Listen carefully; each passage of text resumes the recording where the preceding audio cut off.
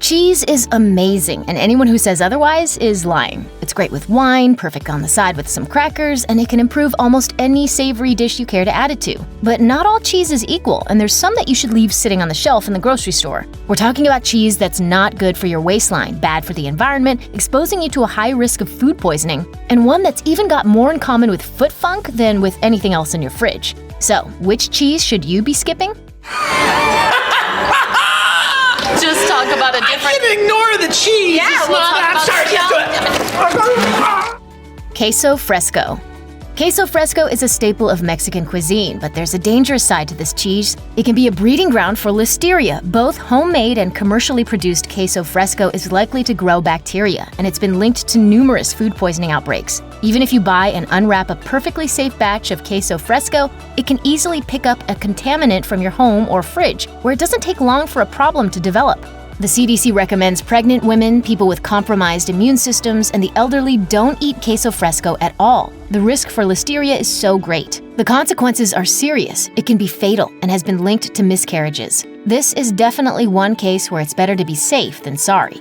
Mascarpone. Mascarpone isn't just a pretty pricey cheese, it's also about 50% fat. That fat content is what makes it an excellent dessert cheese and thickening agent in savory dishes. But it's also what makes this one deserving of the unhealthy reputation cheese can have. If you were to eat a single tablespoon of mascarpone, you'd be eating about 10% of your daily allowance of dietary cholesterol, in addition to all that fat. Since most people are trying to lower their cholesterol, not raise it, that makes being aware of mascarpone's potency pretty important. Fortunately, you can swap out mascarpone for low-fat ricotta in many dishes, and cream cheese and Greek yogurt are also viable replacements. You can also replace just part of the mascarpone to keep the flavor and lose some of the bad stuff, and that's good, because there's a lot of bad stuff. Sheep cheese. If you think sheep cheese would be more environmentally friendly than cow's cheese, you're mistaken. It all comes down to just how much milk and cheese a sheep can produce. When researchers from MTT Agri-Food Research Finland looked at how much methane was produced by sheep, cows, and goats compared to that of how much cheese was ultimately produced, they found sheep were the least efficient of them all. If you want the most environmentally safe option, go with a goat cheese. Not only are they the most efficient animals, but soft cheeses that haven't been aged for a long time are the best when it comes to energy consumption as well. Cheddar. There's no denying that cheddar is a favorite cheese, both versatile and delicious. 'Cause cheddar cheese makes all the difference. Hooray! But because you can easily eat away more than a few servings in a single sitting, moderation is key here. It can quickly become bad for you, especially considering it can contain a huge amount of salt. The Food and Drug Administration recommends that adults consume no more than 1 teaspoon of salt per day. When the UK-based specialist group Consensus Action on Salt and Health tested various types of cheeses, they found that while salt content varied across brands of cheddar, some had a higher concentration of salt than actual seawater. A single matchbox-sized serving of cheddar contained about 1/6 of the recommended daily allotment of salt. And how many of those servings do you put on your nachos? Skip this one if you can. Velveeta. As amazing as Velveeta is in queso dip, you should still skip it for a few different reasons. A single serving of Velveeta has 80 calories, which doesn't seem like much, but 50 of those calories come from fat. Now let's put serving sizes in perspective. 1 ounce is considered a serving of Velveeta, and there are 16 servings in that block. Given that it's easy to sit and pick away at a bowl of queso dip all night, you know you're going to be getting more than a single serving if this one's on the menu. It's also incredibly high in lactose, making it a problem for not just those who are lactose intolerant, but also those who might be sensitive to dairy. While milk has between 3.7 and 4.8% lactose, Velveeta has a whopping 9.3%. Not only are you going to pack on the fat and calories, but you're going to feel bad afterwards. Just don't do it. Limburger. Even if you can't stand the idea of Limburger, you probably know someone who loves nothing more than putting some on a sandwich and grossing out everyone else in the room. Fortunately for you haters, science is on your side. If you're having a picnic and want to keep the mosquitoes away, put some Limburger out away from the party. The mosquitoes will choose the Limburger over you, and that's because they think it's an extra strong version of what they're attracted to in people: bacterial foot funk.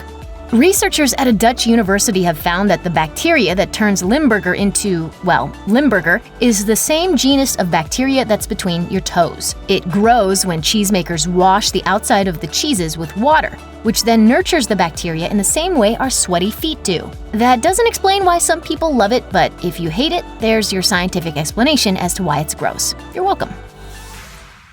No matter how much your tastes have evolved from the time you were eating school lunches, Velveeta probably has a special place in your list of guilty pleasures. Despite its unnatural color and questionable texture, there's no denying that magic happens when you melt it. Here's a look at the untold truth of Velveeta. The ultimate leftover. Velveeta wasn't so much discovered as it was invented, and even stranger is the fact that it's actually the second cheese invented by Swiss immigrant Emil Frey. In 1889, Frey was tasked by the Monroe Cheese Company with creating a domestic alternative to the imported cheese called Bismarck, and he came up with a wildly popular spreadable cheese called Liederkranz. In 1918, the company went back to him and asked him to solve a new problem. The company had a lot of Swiss cheese they couldn't sell because the cheese wheels were damaged, and they didn't just want to throw the leftovers in the trash. So they challenged Frey to come up with a product that used these cheese scraps. After some experimentation, he came up with a product with such a velvety texture that they named it Velveeta. Frankenstein's cheese wheel. So how did Frey invent Velveeta? Well, the secret is in some weird cheese-based science. Usually when you melt cheese, the milk proteins in it called caseins don't mix with water, so they separate into an oily mess. But Frey had read the research of some Swiss cheese gurus who had success adding sodium citrate to the cheese to keep that from happening.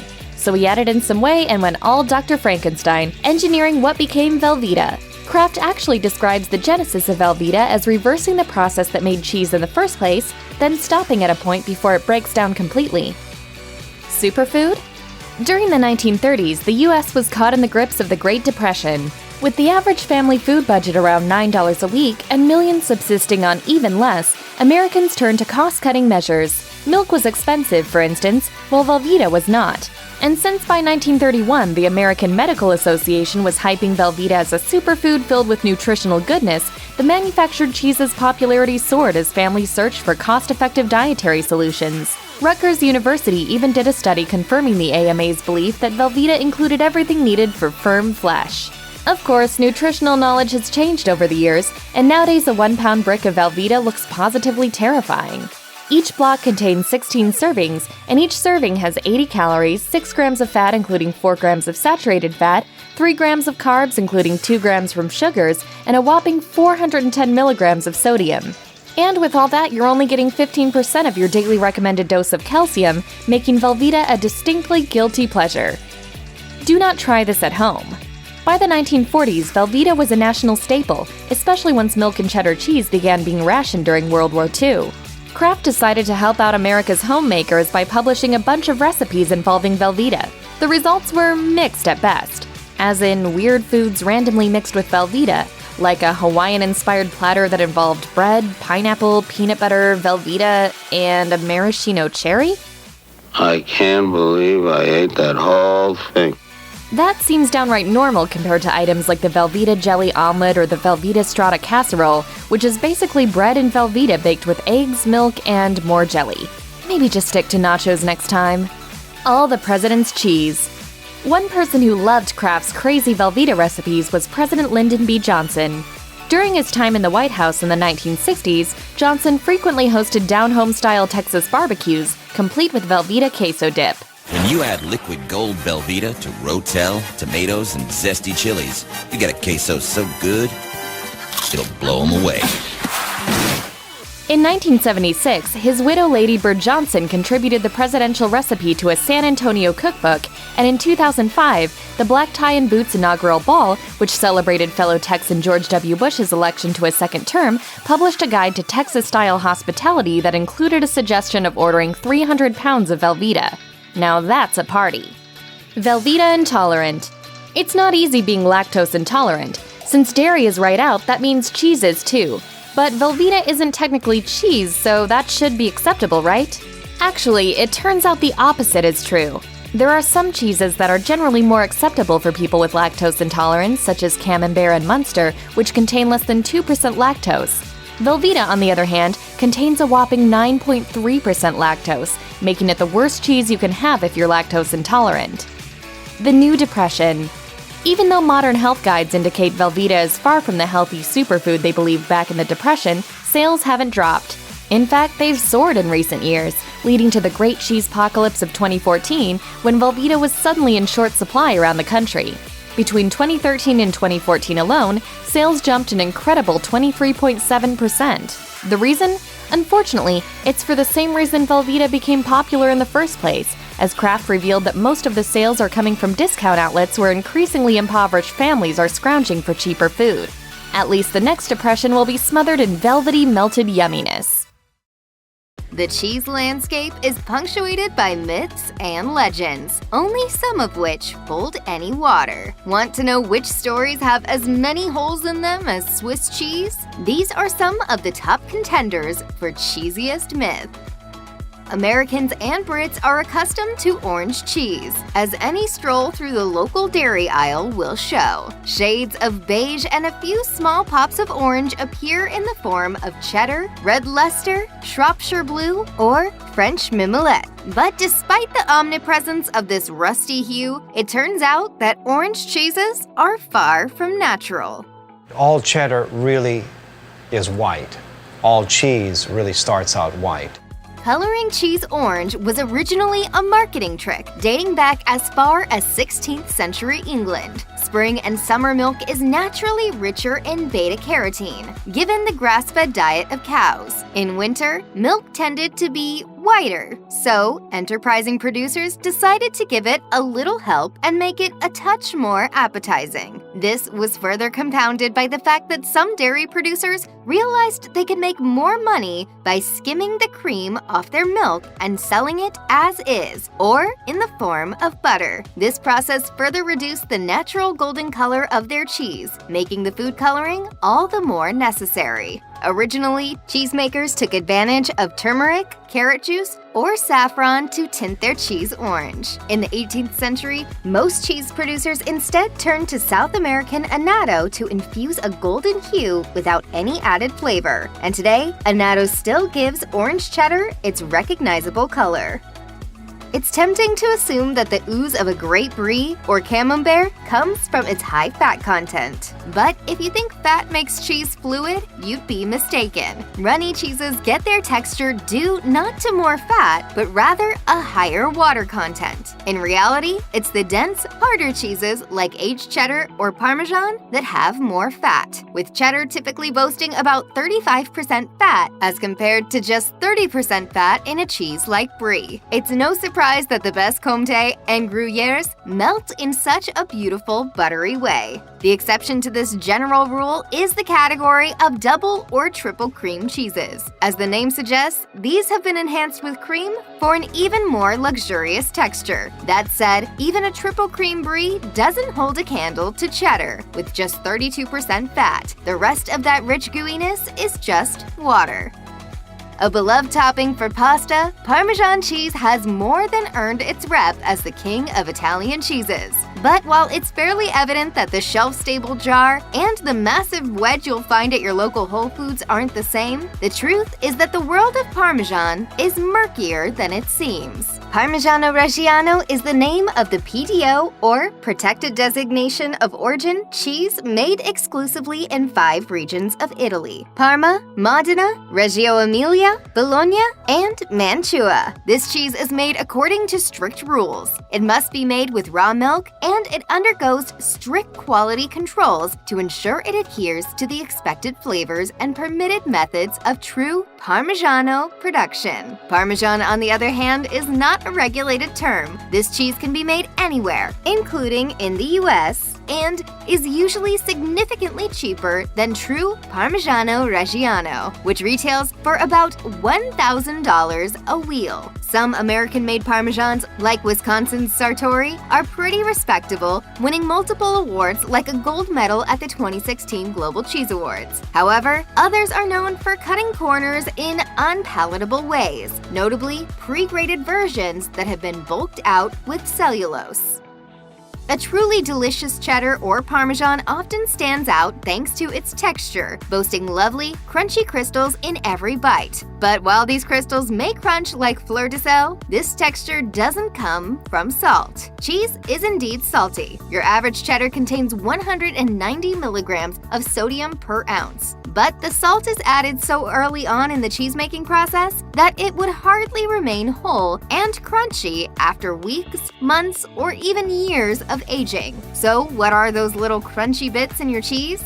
The answer is, it depends. In the case of cheeses like cheddar, these crystals are generally calcium lactate, which forms as lactose breaks down and lactic acid begins to form. This acid binds with calcium ions in the cheese, and calcium lactate forms, mainly on the surface. These little crystals don't taste like much in and of themselves, but their presence is a good sign the cheese has loads of aroma.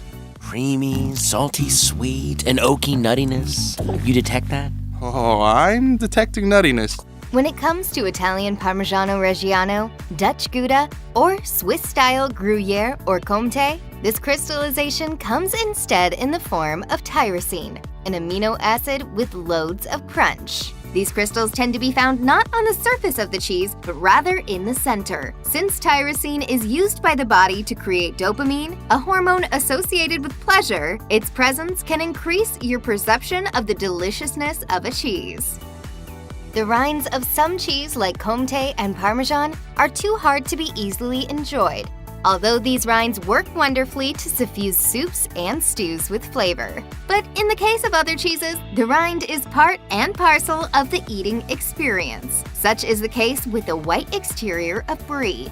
Brie is a member of the bloomy rind family of cheese, a category that also includes French Camembert and American Mountam. White rind comes from a combination of molds like Penicillium candidum or Penicillium camemberti and fungi like Geotrichum candidum. While that might not sound super appetizing, the reality is that these little microorganisms lend loads of flavor to these cheeses, particularly a woodsy, mushroomy aroma. The white rind on the great soft ripened cheeses like Brie and Camembert? All mold. But go ahead and take a bite. Not only is the rind of Brie edible, but it's also delicious. Carving it away isn't just a bad idea, it's also kind of rude, at least if you're in a group setting. If you find it tough to swallow, you don't have to eat it. But you shouldn't be scooping the inside of the cheese out and leaving the rind behind. Instead, serve yourself a slice and discreetly pare the rind away, leaving it on your plate rather than the communal board. From the rind of Brie to the blue veins in Gorgonzola, mold is pretty omnipresent in cheese from the get-go. Take some milk, add a little bacteria, some mold, maybe a few mites. Cheese is just a means of a controlled spoilage.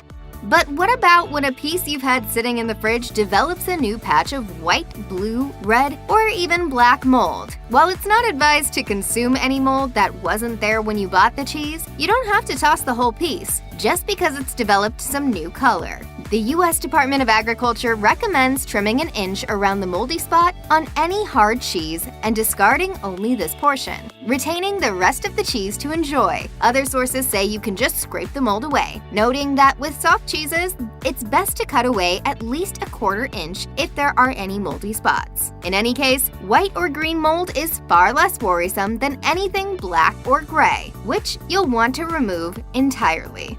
Is that goat cheese? Chèvre. Yes, that is a goat cheese. Because I have a lactose reflux and I can't. You're lactose intolerant? When it comes to soft, creamy cheeses like ricotta, cream cheese, or chèvre, however, it's best to err on the side of caution and toss the whole container in the trash, seeing as the mold can proliferate quickly in this damp environment. The same holds for any pre-shredded or pre-grated cheese, which is likely contaminated far past what's visible to the naked eye. The idea that cheese gives you nightmares is an oft-repeated old wives' tale, linked in the minds of many to the bacterial cultures that give cheese its flavor and funk. For this reason, blue cheese is said to be the guiltiest party in turning your sweet dreams sour. One 1964 report in the British Medical Journal did indeed seem to show a correlation between cheese consumption and bad dreams. It hinged on the experiences of one man who ate an ounce or two of cheddar every evening and suffered horrible nightmares. The moment he removed cheese from his diet, he was miraculously cured. But according to experts, this link is far from verifiable. If anything, cheese seems to improve sleep quality, at least according to a 2020 study in the International Journal of Environmental Research and Public Health. Psychologists and sleep scientist Teresa Schnorbach hypothesizes this may be due to the presence of tryptophan, which is a precursor to melatonin, the hormone that helps our bodies know it's time to go to sleep. And while eating anything late at night is likely to contribute to sleep disturbances, choosing cheese isn't necessarily going to make your dreams any scarier. While proponents of a vegan diet eschew anything but plant-based cheese, vegetarians may want to avoid some members of the category as well due to the presence of an ingredient known as rennet. Rennet contains enzymes that help force milk to coagulate, essentially transforming it into cheese. In most traditional cheese-making practices, the substance is sourced from the stomach linings of certain young animals, like calves, lambs, and kids. The animals must be slaughtered to obtain it, which means the cheese isn't suitable for consumption by vegetarians. Luckily, there are other options out there. Some cheese producers use vegetarian rennets, which may be derived from plants like artichokes or thistles. Microbial rennets made from mold or yeast can also be used. Genetic engineering has given rise to fermentation-based rennet, which emulates animal rennet by genetically engineering bacteria, fungi, or yeast to produce the same compounds. Lactic fermented cheeses, like some chevrets, are made entirely without rennet. All that to say, if you're avoiding cheese because of issues with animal rennet, you've got options. While raw milk cheeses are fairly omnipresent in countries like Switzerland, Italy, and France, strict laws in the US preclude most places from selling any raw milk cheese aged less than 60 days. This has led many consumers to believe that raw milk cheeses, also known as unpasteurized cheeses, are unsafe. But this is far from the whole story. Most cheese sold in the US is made from milk that has been pasteurized, a process that heats the milk to kill off any microbes, including dangerous pathogens. Before we knew to heat milk up to kill harmful bacteria, including Salmonella, E. coli, and Listeria, it was dangerous to drink. But the question we should be asking ourselves is how these pathogens got into the milk in the first place. The factory farm industry in the US sees many dairy cows kept in poor conditions that contribute to a rise in these and other pathogens, making pasteurization a necessity to keep them out of milk and cheese. But when raw milk is produced cleanly and responsibly, it's just as safe, if not safer, than pasteurized. The flavors of raw milk cheese, which retain all of the good microorganisms that link to its terroir, are truly incomparable to pasteurized. Plastic wrap slices of bright orange American cheese are often described in less than tantalizing ways by connoisseurs, with some evoking their plastic-like texture, long shelf life, neon color palette, and unnatural melting capabilities as just some of the reasons they should be categorized not as cheese, but rather as a cheese product. These pasteurized processed cheese food slices can make your basic tuna salad sandwich pretty special. But while American cheese does indeed include other ingredients, like added milk, cream, whey, or emulsifying salts, there is an argument for letting it be called cheese. Processed cheese got its start not in America, but rather in Switzerland, where, in an effort to reduce food waste, cheese scraps were melted together to create a cheese-derived product. The process was perfected and patented by James Kraft in 1916, who then brought the product to America, the country with which it is now most often associated. These days, processed cheese does indeed begin with real cheese. Of course, not all American cheese is created alike. Strict labeling guidelines established by the Food and Drug Administration dictate what can and cannot be included in 4 categories of similar sliced cheese products. Pasteurized processed cheese is the one with the shortest ingredient list, seeing cheese combined with cream, water, salt, food coloring, spices, and an emulsifying agent. It's by many accounts the perfect ingredient to give your grilled cheese sandwiches that perfect ooey gooey texture. Cheese. Now that we've mentioned it, you want some, don't you? But do you know the rules about how and where to store it? What happens if you leave it out? Keep watching for what to do and what not to. It might seem like once cheese is safely refrigerated, it's in good hands. While it's true that cheese should be refrigerated, how and where it's stored in that fridge makes a big difference. Ultimately, the rule cheese experts go by is to store cheese in the coldest part of the refrigerator. Jill Allen, Director of Product Excellence at Tillamook and an American Cheese Society certified cheese professional, told Mashed that the temperature should be between 35 to 45 degrees Fahrenheit and away from the freezer. According to Portland Food and Drink, cheese or crisper drawers also work well, as those drawers are made to have stable cold temperatures. And not only do you want to keep your cheese cold, you'll also want to be sure not to dry it out so you can enjoy it longer. To sum it up, you want your cheese to have consistent temperature and humidity to keep it from spoiling faster or getting dull.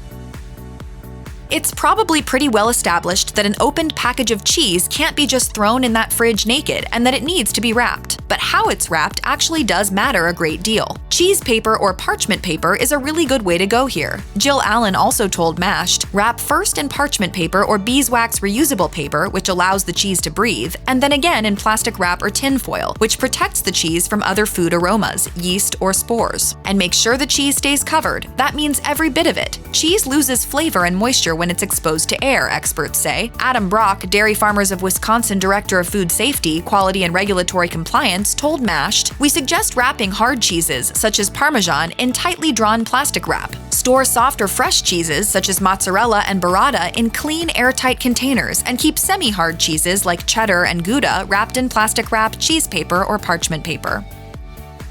This may seem obvious, but the best way to maintain a cheese's fresh taste is to make sure there's nothing stinky or moldy around it. In other words, make sure to regularly clean out that fridge if you want your cheese to stay fresh. Jill Allen told Mashed, a fridge with other moldy foods can release additional spores into the air, affecting the cheese flavor negatively. Of course, the cheese itself could be what's stinking up that fridge. Ultimately, smell and sight will go a long way when deciding if it is too late and it's time for that brie to go bye-bye. Dave Newman, master cheesemaker for Castello and Arla Foods, told Mashed, your smell and sight are the best way to determine if a cheese is no longer good to enjoy. If you see unwanted moisture or if the cheese is very dry, you should see visible cracks, or if it smells strange like ammonia, it's time to throw it away.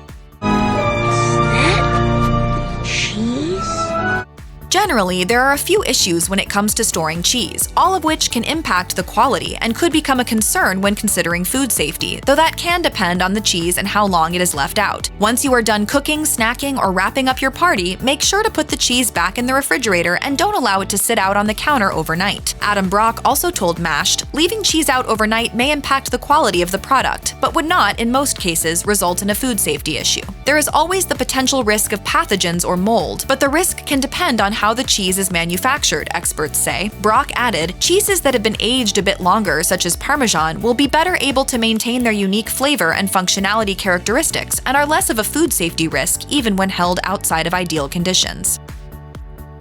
It seems like an obvious solution to maintaining cheese would be to throw it in the freezer. That makes everything stay fresh longer, right? Well, not everything. Cheese can be frozen technically, but it just won't be quite the same. And in that case, is there truly a point in bothering? Jill Allen, Director of Product Excellence at Tillamook and an American Cheese Society certified cheese professional, told Mashed, freezing cheese will change the texture and taste of the cheese. However, Allen says it is okay to bake or cook with that cheese after freezing, so throw it in that big casserole of mac and cheese for sure. But it'll no longer be cheese you want to sit and snack on its own. So freeze if you want, but manage your expectations about the results you'll get after you do so.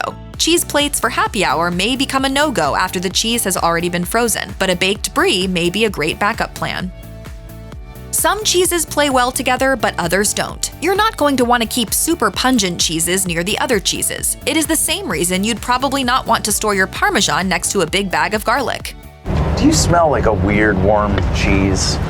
Certain families of cheeses, such as Bleu d'Auvergne or Époisse, are particularly pungent, and if stored too close to other cheeses, they can affect the taste of other milder curds. Charles Duke, Managing Director of the Americas Division for the French Dairy Board and Operations Director of the French Cheese Board in New York City, told Mashed, to store pungent cheeses, use the original wrapping. Leave the container open very slightly to create airflow, but prevent it from affecting your other cheeses and put it in a refrigerator drawer. This way, that blue cheese will be just fine to enjoy stuffed in an olive in a delicious martini later in the night, but it won't mess with the fontina you plan to cook with later. A grilled cheese sandwich is so easy to eat, but it's not always so easy to make. From choosing the wrong bread to adding way too much cheese, there's so much that can go wrong. Here are a few ways you can muck up making a grilled cheese sandwich. The grilled cheese, humble, simple, and inexpensive, has never sought the spotlight. When it comes to making a great grilled cheese, bread is a lot more important than you might think. Mash talked to Devin Cameron, chef and owner of the Braised and Deglazed website, who told us, "The best bread, in my opinion, is going to be rich white bread, like Pullman loaf or brioche bread. I want soft, buttery, and golden brown edges on my bread." Jessica Randawa, chef and writer behind the Forked Spoon website, told Mashed, "I have yet to meet anyone who does not like grilled cheese sandwiches. But keep in mind that white bread contains very little nutritional value, such as fiber, which is essential for a healthy diet. White bread even has a higher glycemic index value than pure honey. Since it's grilled with yummy cheese, the kids probably won't even notice the difference in bread." Some cultures are defined by their relationship to cheese.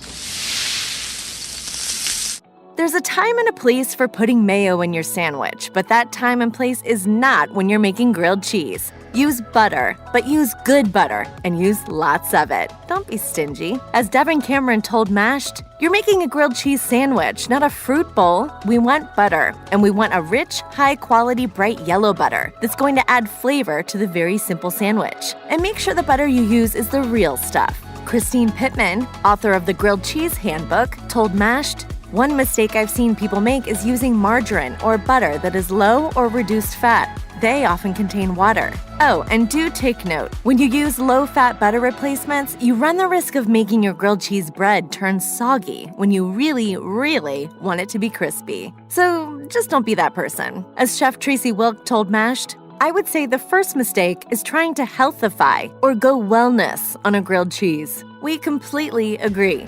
If you happen to be on a diet, here's some advice worth taking. Just avoid eating grilled cheese sandwiches altogether. When done right, these are pretty much an all-or-nothing kind of indulgence. That's one of the things that makes the grilled cheese sandwich such a timeless classic. Nobody knows exactly when this comfort food was invented, but cooked bread and cheese has been around since ancient times. At the end of the day, there's really no wrong way to make a grilled cheese sandwich, but our experts do have a few helpful pointers when it comes to making a great one. It's very important to choose your cheese with the utmost care. Chef and Wisconsin foodie host Luke Zahm told Mashed in no uncertain terms, "While I don't usually put out a peppered jack on my cheese boards, I'm a purist snob, I know, I do love the subtle spice in a sandwich. But if you're going to choose just one cheese, do yourself a favor and make it a superior one." As Chef Tommy Stribling told Mashed, "We use a local Toma cheese from Point Reyes Cheese Company. Toma is a traditional Italian-style cheese that is excellent for melting." You better believe we'll be giving that recipe a whirl, and soon. What could possibly go wrong? Dad? Yeah? Well, wait till... This is cold and the cheese isn't hardly melted down. I've got a stake in this kid. Here's a question for you. Can a grilled cheese sandwich contain too much cheese? It really depends on who you ask. According to The Kitchen, too much cheese in a grilled cheese will result in unevenly cooked cheese spilling out the sides of the bread in greasy gobs. That doesn't sound very appealing, does it? The Kitchen reports that the right amount of cheese is 1/4 cup to 1/3 cup of cheese. As a general rule of thumb, stick to this amount and you're bound to create the perfect grilled cheese. Oh my god. It's amazing. It's so good. A grilled cheese sandwich is pretty much guaranteed to be satisfying, but sometimes don't you really want to kick it up a notch? It's absolutely possible if you just use a little creativity. We suggest keeping an open mind and don't be a purist about it. Anybody who sits there who's going to come to a grilled cheese restaurant and be like, "This isn't a grilled cheese, this is a pastrami and cheese sandwich," you're not getting it. For example, Chef Devin Cameron swears that there's nothing quite as satisfying as a hot grilled cheese sandwich dipped in cold ketchup. Meanwhile, Chef Luke Zahm gave Mash some advice that is making us very hungry indeed. Here's the 2 cents he so generously offered us. Have you ever tried a grilled cheese sandwich with your favorite jam or jelly spread on top of the toasted bread? It's the bomb. It's officially time to drop everything and make that sandwich right this very minute. We're quite sure you agree. Are your homemade nachos lumpy, clumpy, and greasy? Maybe you've been making nachos wrong your entire life, but once you learn a few pointers, you can start serving up heaps of cheesy goodness. Well, there is never a bad time for tortilla chips with melted cheese, right? And today is Nacho average day either. Here are some common mistakes people make when making nachos. According to Redditors, the key to making perfectly smooth and creamy nacho cheese sauce is sodium citrate. As one advocate puts it, it keeps melted cheese from breaking, basically turning everything into Velveeta. The secret ingredient may sound a bit off-putting thanks to its name, but Huffington Post reports that it's just a form of salt that works as an emulsifier. And this magical ingredient prevents cheese from separating, which can create a greasy, clumpy mess. Consider us sold. As tempting as it may be to upgrade your nacho cheese sauce, with fancy options like aged sharp cheddar, it's not a great idea if you want creamy consistency. For a nice and gooey nacho cheese, you need to stick to softer cheeses that contain plenty of moisture. Think mild cheddar or jack cheese, both of which were made for melting. Aged cheeses like Parmesan and extra sharp cheddar tend to be crumbly, which can lead to a grainy texture. Thankfully, there's a way to get the very best of both worlds. A nice melty cheese that still packs a wallop of taste. According to the website Kitchen Conundrums, you just need to use those crumbly cheeses in moderation. For example, combining 2 cups of softer cheese with half cup of aged cheese will give your sauce a flavor boost without sacrificing the consistency. You might be tempted to make your nachos with pre-shredded cheddar and jack cheese, but it's not the best idea, and you'll be mad about the results. These cheeses tend to be coated in a combination of ingredients to prevent mold and clumping. Unfortunately, those ingredients also prevent the cheese from melting properly, so consider yourself warned. If you've been searching for a recipe that tastes just like ballpark nacho cheese, you've come to the right place. Perhaps you've tried to replicate the taste at home, but come up short. According to Redditors, that's because you haven't added pickled jalapeno brine to the recipe. You'll find this juice in any store-bought jar of pickled jalapenos, but the recipe isn't particularly complicated, to say the least. According to one Redditor, you only need one other ingredient, and it's quite easy to find. As this Redditor put it, just use canned Rico brand cheese mixed with some of the brine from pickled jalapenos. Simple and simply delicious. If you're making your nacho cheese sauce with a roux, you've probably found that the sauce tastes somewhat like raw flour, and it's lumpy to boot. In case you don't know, a roux is a thickening agent made of flour and fat that's used to make sauces. For nacho cheese sauce, you'd use a white roux. And since it's not cooked very long, it could taste like raw flour. But it's easy to avoid this outcome. Just cook the flour thoroughly in the fat for about 5 minutes until the raw flour smell is gone. The lumpiness can be avoided too. Once your fat and flour mixture is well combined and cooked, slowly whisk the milk into the roux. But seriously, do it slowly. By adding just a bit of milk at a time, you'll incorporate all the flour from the bottom of the pan, which will result in a super smooth cheese sauce. In a word, yum. It's nacho time! Oh, how many of these did we order? We totally get it. When you're craving nachos, it's hard to wait for the cheese to melt over a low flame, but cranking up the heat will almost definitely result in failure. According to ThermoWorks, there is a just right temperature at which to melt your cheese. For example, that temperature reportedly happens to be 150 degrees when it comes to cheddar cheese. Going above that melting point will reportedly cause the proteins to seize up. Once that happens, your cheese will turn into a separated, oily mess, and there's no going back. For the meltiest, creamiest results, finely shred your cheese and let it come to room temperature before heating. If you follow these 2 steps, you won't have to use as much heat to reach the melting point. Good thing too, because lower heat equals better nacho cheese. Excellent. Fans of Kraft macaroni and cheese are certainly familiar with those packets of neon orange cheese powder that come in every box. Well, guess what? You can now buy dehydrated cheddar cheese powder to sprinkle directly onto popcorn and vegetables, or quickly whip up some liquid cheese goodness. As one Redditor revealed, it's a little insane, but you can work lovely nacho cheese miracles with dehydrated cheese powder. If you want it like stadium/bowling alley/cafeteria nacho cheese, a little of this stuff rehydrated with butter and water, seasoned to taste, is like childhood coming back to life. It's gross, but it's made of real cheese originally, so maybe it's less gross. Less gross? Actually, we're pretty sure they meant to write. These nachos will be very delicious, and you should eat them all immediately. Let's eat. Go.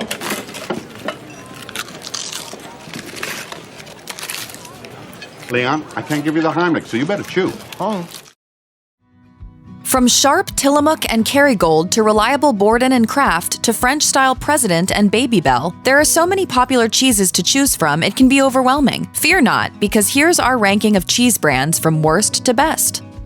It's not that we don't have a warm spot in our hearts for Velveeta. We do. It's that even though it's sold on the dairy aisle, Velveeta isn't really cheese. It's more like stabilized milk and oil, dyed that brilliant yellow-orange color and marketed as a cheese product that melts unlike any other cheese. There are 6 different flavors of Velveeta cheese loaves, including original, 2% milk, queso blanco, jalapeno, Mexican, and sharp cheddar, as well as shredded cheese, sliced cheese, and macaroni varieties. While Velveeta cheese may be infused with different flavors for a bit of variety, ultimately it's all basically the same cheese. And that is what you're looking for when you're buying Velveeta after all. While you might assume that American cheese is the most popular cheese in the US, you'd be wrong. According to Cheese Market News, mozzarella is the most produced cheese in the US, followed by cheddar. You might also be surprised to know that American cheese doesn't just mean the processed cheese product slices used for sandwiches, but Colby, Monterey, and Jack cheeses as well. So even though it's wildly popular, and while we'd never dream of taking your Velveeta from you, shopping data shows that it just doesn't compare when it comes to natural cheeses. If you buy most of your cheese in the deli section of the grocery store, then you've likely at least tried some Land O'Lakes cheeses, if not enjoyed them regularly. Have you been up all night eating cheese? I think I'm blind. But whichever Land O'Lakes cheese you choose for your sandwich, you're likely to get a tasty, consistent, tender, and not aggressively cheesy option. With that said, you're not going to find blocks of cheese that you can slice for your next cheese board or even shred to make a gourmet macaroni and cheese dish. While Land O'Lakes produces notable sliced deli cheeses, that's about as fancy as it gets. What they're really known for is their extensive line of dairy products. As a matter of fact, they're the best-selling brand of butter in the US, according to Food & Wine. They've also got a full line of milk, cream, eggs, margarine, and spreads that are widely available almost anywhere. So while this cheese might be great for sandwiches, we wouldn't call it a go-to for all your cheese-based recipe needs. Sargento has been pioneering cheese products since 1953, when it launched the first prepackaged sliced and shredded cheeses on the dairy aisle. Today, they're just as competitive as the other big brands like Kraft and Borden, offering an extensive line of shredded, sliced, and snack cheeses. At this point in our cheese brand rankings, we're starting to see cheesemakers break out of the mostly American cheese category and develop several styles of cheddar, as well as mozzarella, Gouda, Parmesan, and international cheese blends. Not to be left off your next grazing table, Sargento even produces pre-cubed cheese. When it comes to the flavor and texture of Sargento cheese, you're going to find cheese that is easy to eat, nothing too hard and nothing too gooey. None of the cheeses are aggressive in flavor or smell, with many of them, like the mozzarella, provolone, and Swiss, all having a similar innocuous flavor profile and textures. Our favorite cheeses in the Sargento line include the Snack Bites and Snack Sticks, which are ultra convenient to carry around on a long day out, road trip, or pack for lunch. Not to be outdone in the variety department, Borden has 18 different flavors of cheese in their collection. Like the other cheesemakers in their category, Borden produces cheese in slices, chunks, shredded cheese, and snack sizes. We like the wide variety of cheese options, which include Oaxaca and queso fresco cheeses that are becoming more popular in the US, alongside Italian, Mexican, and flavored cheddar cheese blends. Borden products also tend to be priced just below competitor pricing, which helps the bottom line when buying groceries for the whole family. And she's back. Storm coming?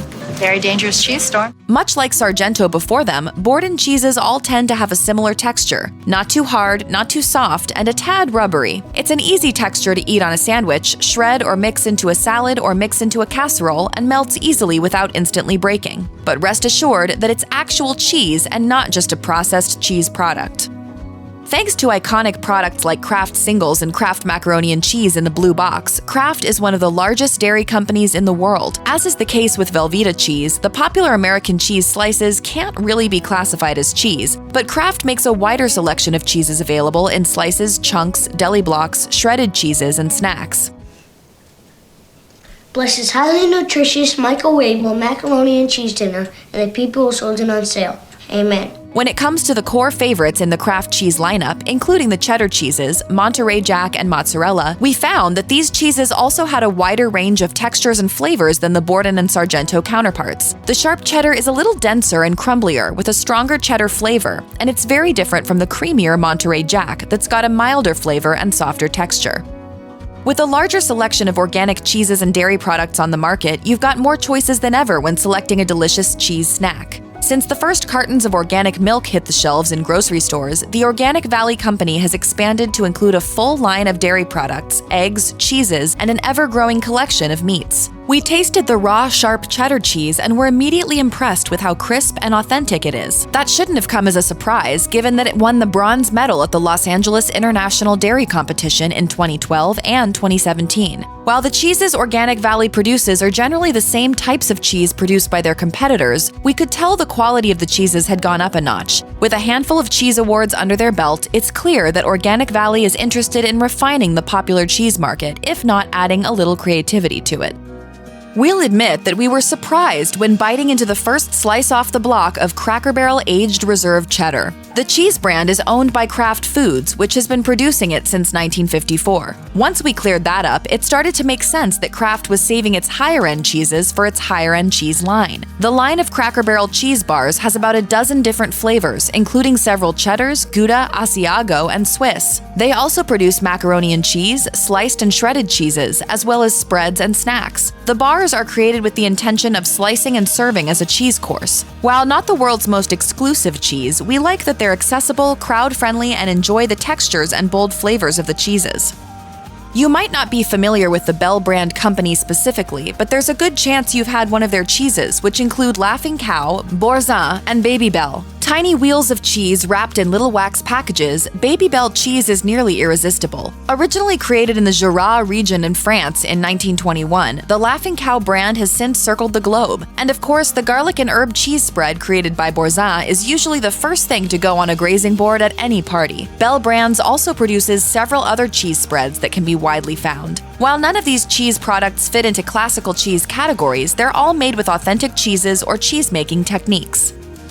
The Whole Foods store brand 365 Organic has nearly 100 different cheese options, covering a wide range of cheeses from soft to hard, including blue, fresh goat, and even plant-based cheeses. As one of the first major retailers to enter the plant-based cheese market on such a large scale, the prices are surprisingly approachable. The cheese counter at Whole Foods has been a pioneer in the grocery industry for decades, bringing cheeses that otherwise could only be found in specialty shops and fine dining restaurants directly to cheese lovers. Since then, many grocery stores have followed suit, expanding their cheese selections to include international and local artisan cheeses. And if you've been looking for vegan cheeses to add to your cooking repertoire, the 365 brand also has you covered. The texture and flavor of the 365 vegan cheeses aren't off-putting and should blend into your cheese-based dishes seamlessly.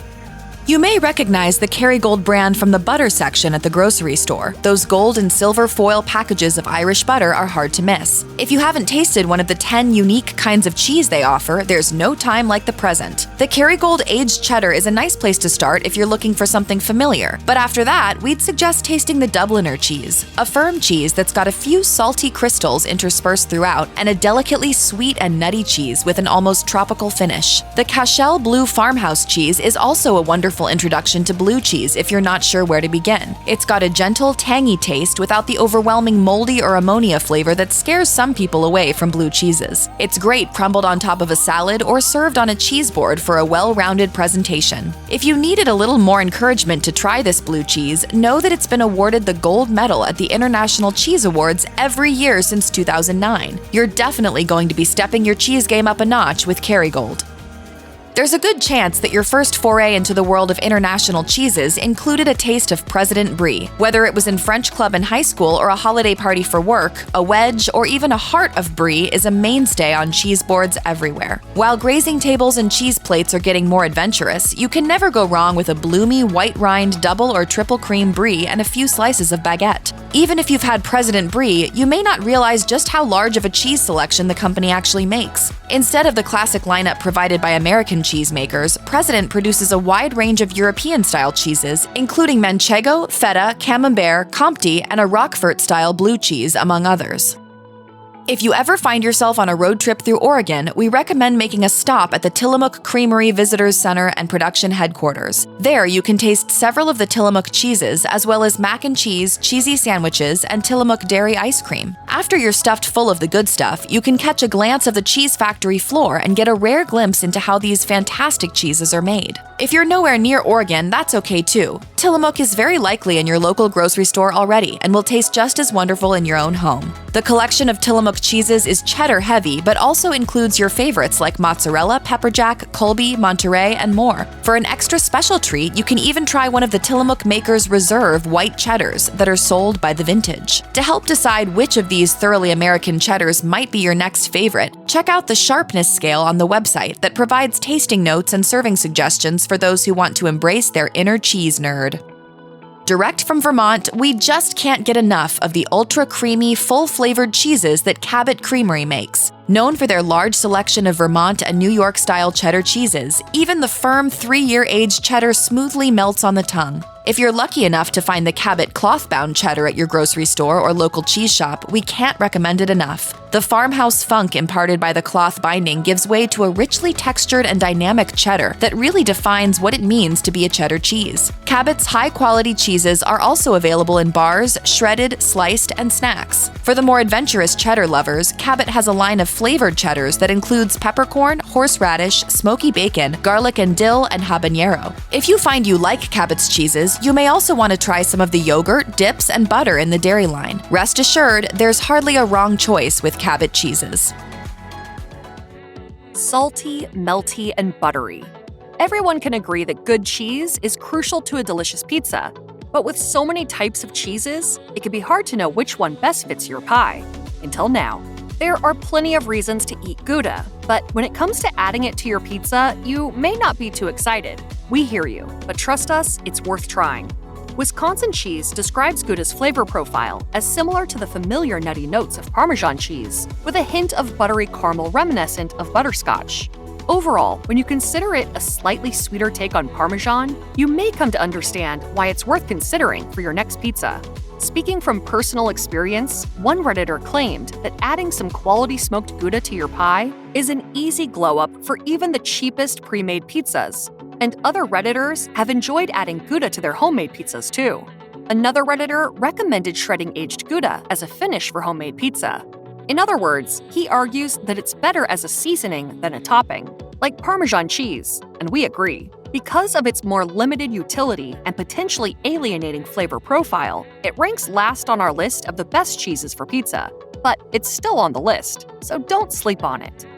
You may already be familiar with Pecorino Romano because it occasionally appears in those convenient shakers found in plastic jars across American supermarkets. In fact, as one user explains in a Pecorino thread on pizza making, Pecorino Romano is often used as a cheap substitute for Parmigiano Reggiano. Does that mean you should completely disregard it? Definitely not. Even if you agree it's just a cheaper substitute for the Parm cheeses, that only means it should sit right below them on any solid ranking of the best cheeses for pizza, like this one. When you do go this route, follow the advice of one Redditor who said to invest in a chunk of imported Pecorino Romano that you can freshly shave onto your pizza when it's time to bake. The Redditor prefers adding it before baking, but we suggest shaving it on after as a finishing touch rather than a baked topping, since it's not a particularly great melting cheese anyway. It's the pizza, yeah, for you and me. Parmigiano Reggiano and Parmesan are absolutely not the same product, but they are essentially the same cheese. As Garlic Delight describes, the difference here is nearly the same as the difference between champagne and sparkling wine. That is to say, Parmigiano Reggiano must come from a designated region in Italy. For the purposes of this list, they are about the same on pizza, so we'll address them together and refer to them collectively as Parm. While sprinkling Parm all over every dish is one of the most common mistakes everyone makes at Italian restaurants, it's not necessarily a problem for pizza. You won't find Italians in Italy sprinkling pre-grated Parm all over their pizza because they only use fresh grated cheese and rarely on pizza at all. Still, it's common in the United States, and, as one Cora user describes, it has a very strong flavor and a distinctly granular texture that likely contribute to its wide fan base. Be warned though, according to Cook's Dream, it shouldn't be used as a substitute for mozzarella because the flavor would be overwhelming and it wouldn't melt evenly. Instead, they suggest mixing some grated Parm and mozzarella to cover your pie, or simply using some after baking on a finished pizza. For the Swiss cheese lovers who may be feeling a bit left out by our ranking of the best cheeses for pizza, your moment has arrived. Gruyere is a solid choice for pizza, largely because of how well it melts during cooking. Additionally, Top Cooking Stories reports that Gruyere also doesn't blister easily under the heat of the oven, so you'll have an easier time avoiding burn spots if you're prone to ignoring your timer and accidentally overcooking your pie. If you're hosting friends for pizza night and really want to impress them with your Gruyere usage, step up your game with a classy pizza like a fondue Savoyard style pie. While Gruyere is actually from Switzerland, it's a Swiss cheese after all, and Savoyard refers to a style of preparation from the French Alps. One Redditor claimed that Gruyere works fine for a delicious take on a pizza Savoyard, and we see no reason it shouldn't. Oh, pizza man! Pizza man! I got pizza here! Who wants pizza man? Switching gears entirely, the sauce describes goat cheese as tart and tangy and highly recommends it as one of the best cheeses for pizza. They do caution, however, that it doesn't pair well with some of the more common pizza toppings, like pepperoni. But there are plenty of other ingredients that complement goat cheese beautifully. While the sauce references feta as an easily accessible goat cheese, we'd like to point out that not all feta is actually goat cheese, as President says, so shop carefully if feta is your preference. One Redditor argued that not everyone loves goat cheese on pizza, but concedes that there's nothing to dislike about it either.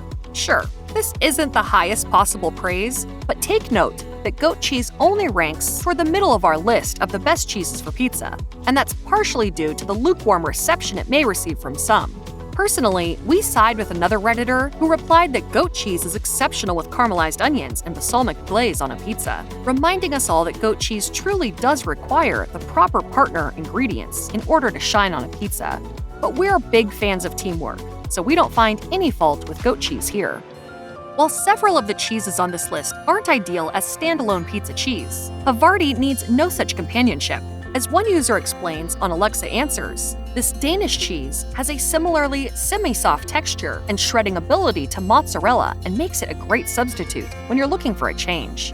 Despite its increased sodium content, American Restaurant describes Havarti as delivering a hint of sweetness that's less detectable in mozzarella and some other popular pizza cheeses, adding a unique note worth exploring. They recommend using Havarti when you want an extra cheesy flavor from your pizza, and we agree that it's a simple substitution that does bring more of a cheese flavor than mozzarella, without adding any of the funk or excess tang that may turn off some of the less cheese-curious.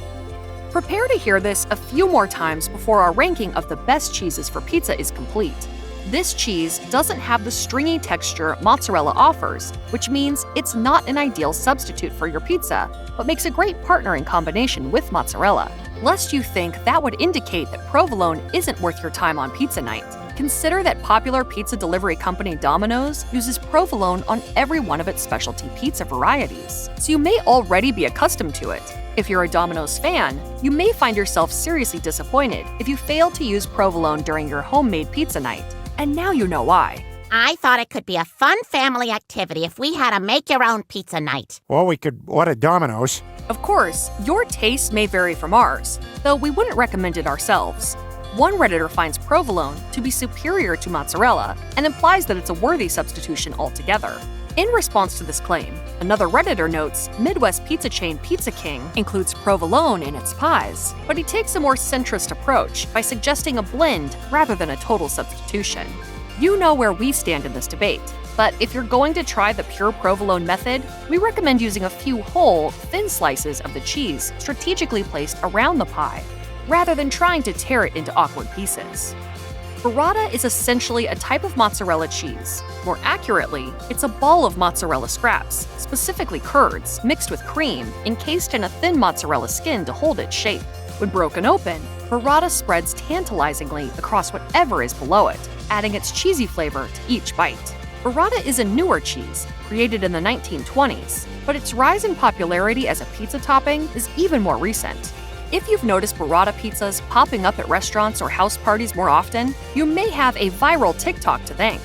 Showing the creamy ball of bliss plopped atop the center of a small pie before releasing its inner goodness, the video went a long way toward popularizing the burrata on pizzas.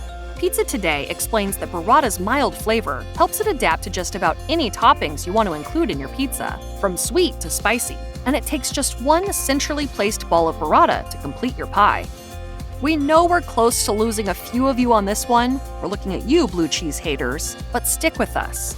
Gorgonzola is scrumptious on pizza. Per Wisconsin Cheese, Gorgonzola is a type of blue cheese that is specifically made from cow milk, which is not necessarily true of all blue cheeses, and it's milder than most blue cheeses, making it a bit more approachable to the category's naysayers. Thanks to the milder flavor, Pizza Today hails Gorgonzola as one of the most adaptable and versatile of the blue cheeses, and recommends looking for a Gorgonzola naturale to pair with classic pizza ingredients like dough and tomato, instead of a sweeter Gorgonzola dolce, which might not stand up to your other ingredients. If you do prefer to go the sweeter route, stick to the theme and opt for a sweeter pizza, like one with caramelized onions or fig, rather than a heartier pizza or even a classic tomato pie. Despite its milder profile, you still won't need much Gorgonzola to pick up on its fabulous flavor. So this is a good candidate for blending with other cheeses, or using it as a finisher after baking, as you might use dried oregano. 3 different cheeses, melted. That's what you're tasting.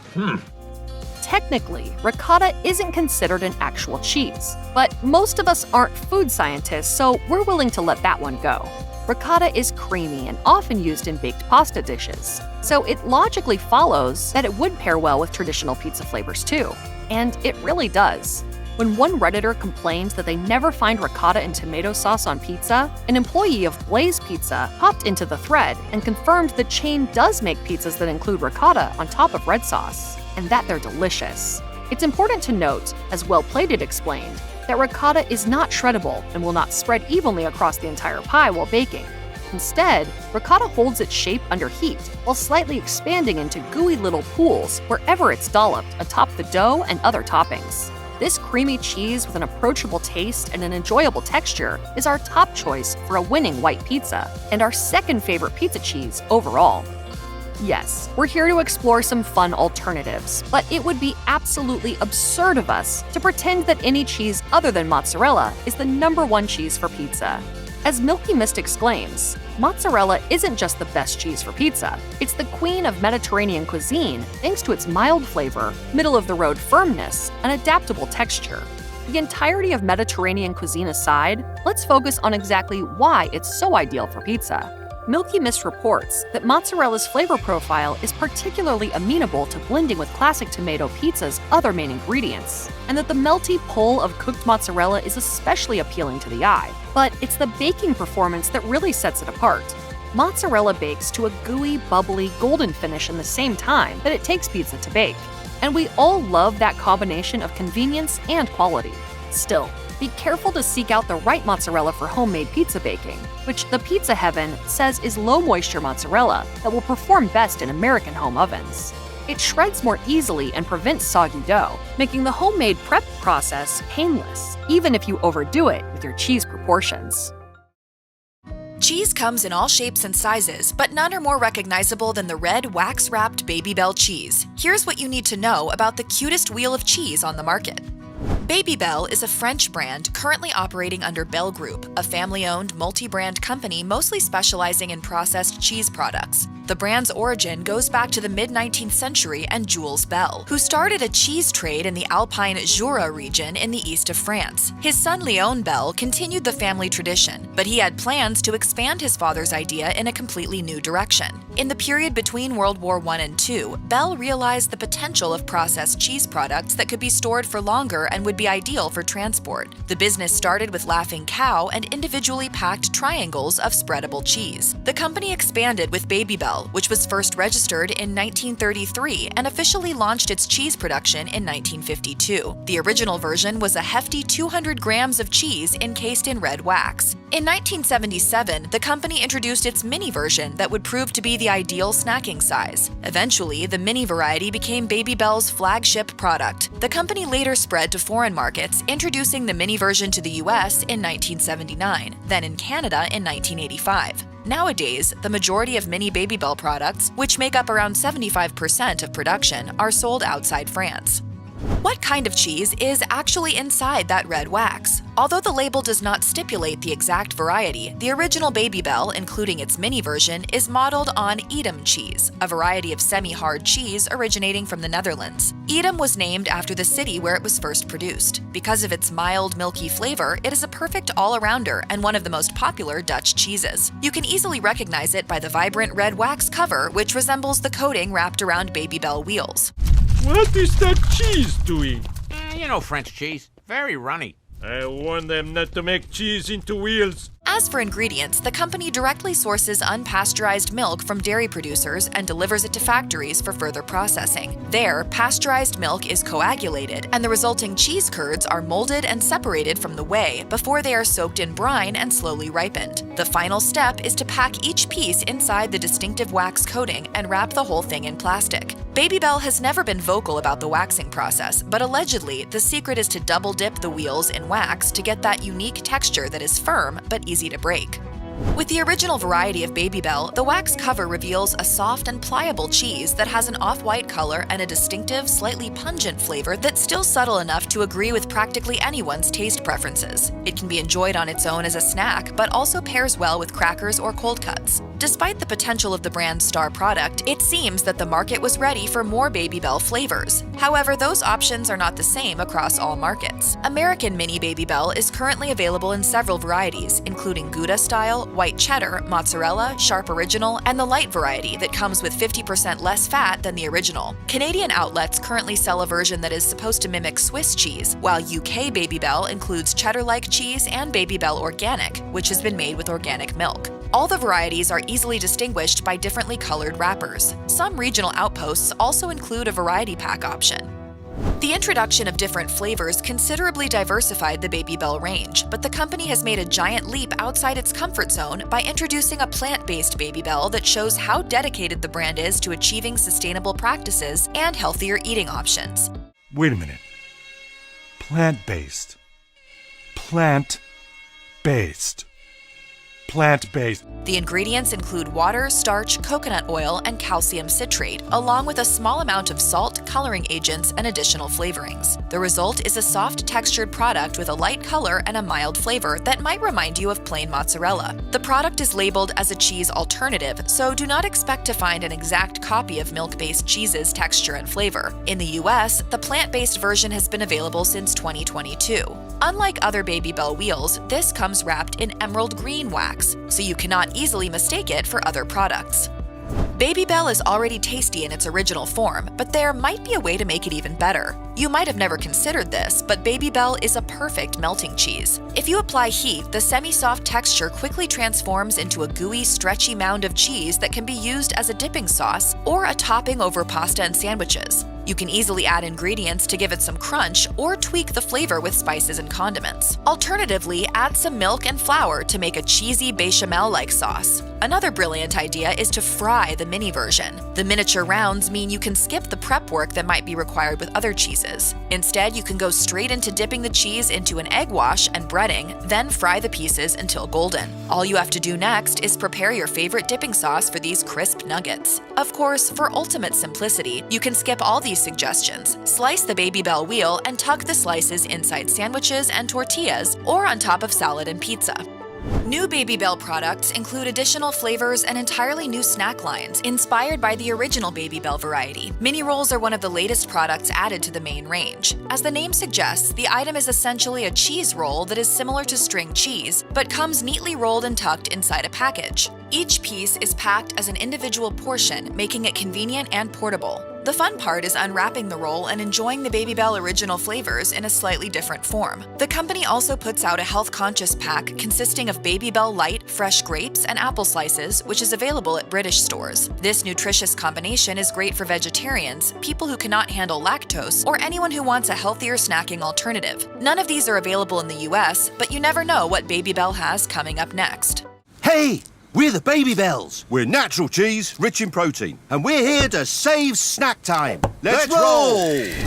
The latest addition to the Babybel portfolio, which was revealed in early 2023, is inspired by the legendary Monterey Jack cheese. The company has conducted extensive market research, and this classic American cheese proved to be a favorite across all age groups, making it a logical choice for the new business endeavor. The new cheese label has all the qualities of a classic Monterey, so you can expect a firm cheese with a subtle, buttery taste. Along with the new flavor, Babybel will also release a newly formulated mini version of mozzarella Babybel. The latest version is envisioned as a neutral-flavored cheese for those who like mild, subtle flavors and the classic Babybel texture. Both labels will follow Babybel's rigorous production standards that dictate the use of real milk and natural ingredients. No artificial flavoring agents or additional coloring will be used in the production, so expect a high-quality product and tons of creamy and milky flavor. Oh no, we have a dress code here, and it's not see-through. Next! Whoa, this is a lunchbox, not a Halloween bag. Though many people may think that Babybel's greatest quality is in its convenient packaging, the true winner is the cheese that has been packed inside the neat wax coating. Babybel cheese is promoted as a healthy snacking alternative to the point where it is sometimes even referred to as a super snack. Each batch is made with just a few ingredients, namely milk, water, oil, salt, and enzymes. What you get is the flavor of real cheese that has not been tweaked with additional colors or flavoring agents found in other brands. Apart from the delicious all-natural flavor, these tiny cheese wheels offer a nutritionally rich profile. One 20-gram piece is 70 calories with 5 grams of fat. One piece of Babybel also has approximately 140 milligrams of calcium. With 4 grams of protein per serving, snacking on a serving of this cheese is also a quick way to increase your protein intake. As proteins are essential nutrients that help us feel full and build muscles, Babybel is a snack you can have on the go if you want to satisfy hunger or curb those sugar-craving moments. Babybel is one of the leading products in the cheese snack category, and part of its success can be attributed to clever marketing. These red cheese wheels have been prevalent in the media since the 1980s, when the company launched a string of successful TV commercials that helped to shape the image of a fun, delicious, and healthy snack that can be munched on the go. The jingle that Babybel used in TV commercials, a catchy adaptation of the Beach Boys' Barbara Ann, remains one of its shiniest advertising moments. Later, the company focused on other media outlets and kept up with market trends. But in a long string of successful marketing decisions, one problematic campaign almost launched a nationwide boycott in France. In 2012, the company released a summer campaign that included free stamping toys with the inscription on the bottom that read, "Des vacances de malade mental," which roughly translates to mentally ill vacation. As you can guess, the public was not happy with this wording. Though Babybel argued that it was all a result of clumsy phrasing with no intent to insult anyone, disability advocates said that the phrase insulted the mentally disabled and called for a boycott of all Babybel products. The whole thing died down after Babybel released an apology, but it stained the company's otherwise inoffensive advertising record. We've been making tiny cheese for years, and yeah, it's fun, but it's not without its difficulties, like milking. We're gonna need a bigger bucket. Babybel shows its generous side in its partnership with Comic Relief, a British charity founded in 1985 with the main goal to offer help to those stricken by poverty. The campaign that has arguably made the most impact is Comic Relief's Red Nose Day, in which the charity has partnered with British Babybel. Red Nose Day started in 1988 as a TV fundraising campaign that featured comics in a variety of humorous performances. The first Red Nose Day was incredibly successful and helped the campaign grow into an annual global event. In past campaigns, people were encouraged to wear a clown-like red nose to show their support, though more recent campaigns also encourage posting on social media apps with a red nose filter. Babybel has been a reliable, long-term partner in this admirable campaign. The 2023 Red Nose Day marks the 23rd time the two organizations have worked together to help those in need. With each pack of its cheese that sells as a part of the Red Nose Day campaign, Babybel will donate a portion to Comic Relief. As the red nose is the campaign's trademark, it seems suitable that the red, round Babybel is a part of this worthy cause.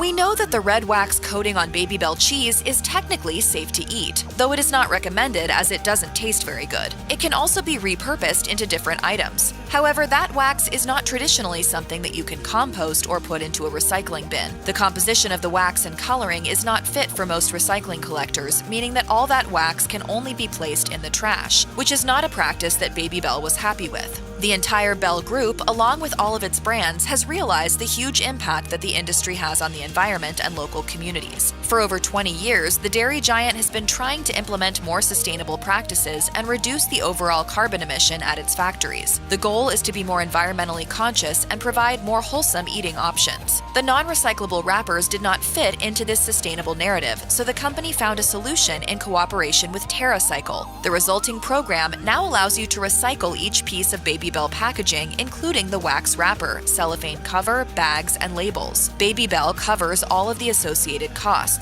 All you have to do is collect the pieces and send them to a designated TerraCycle location, earning points to help a charity of your choice.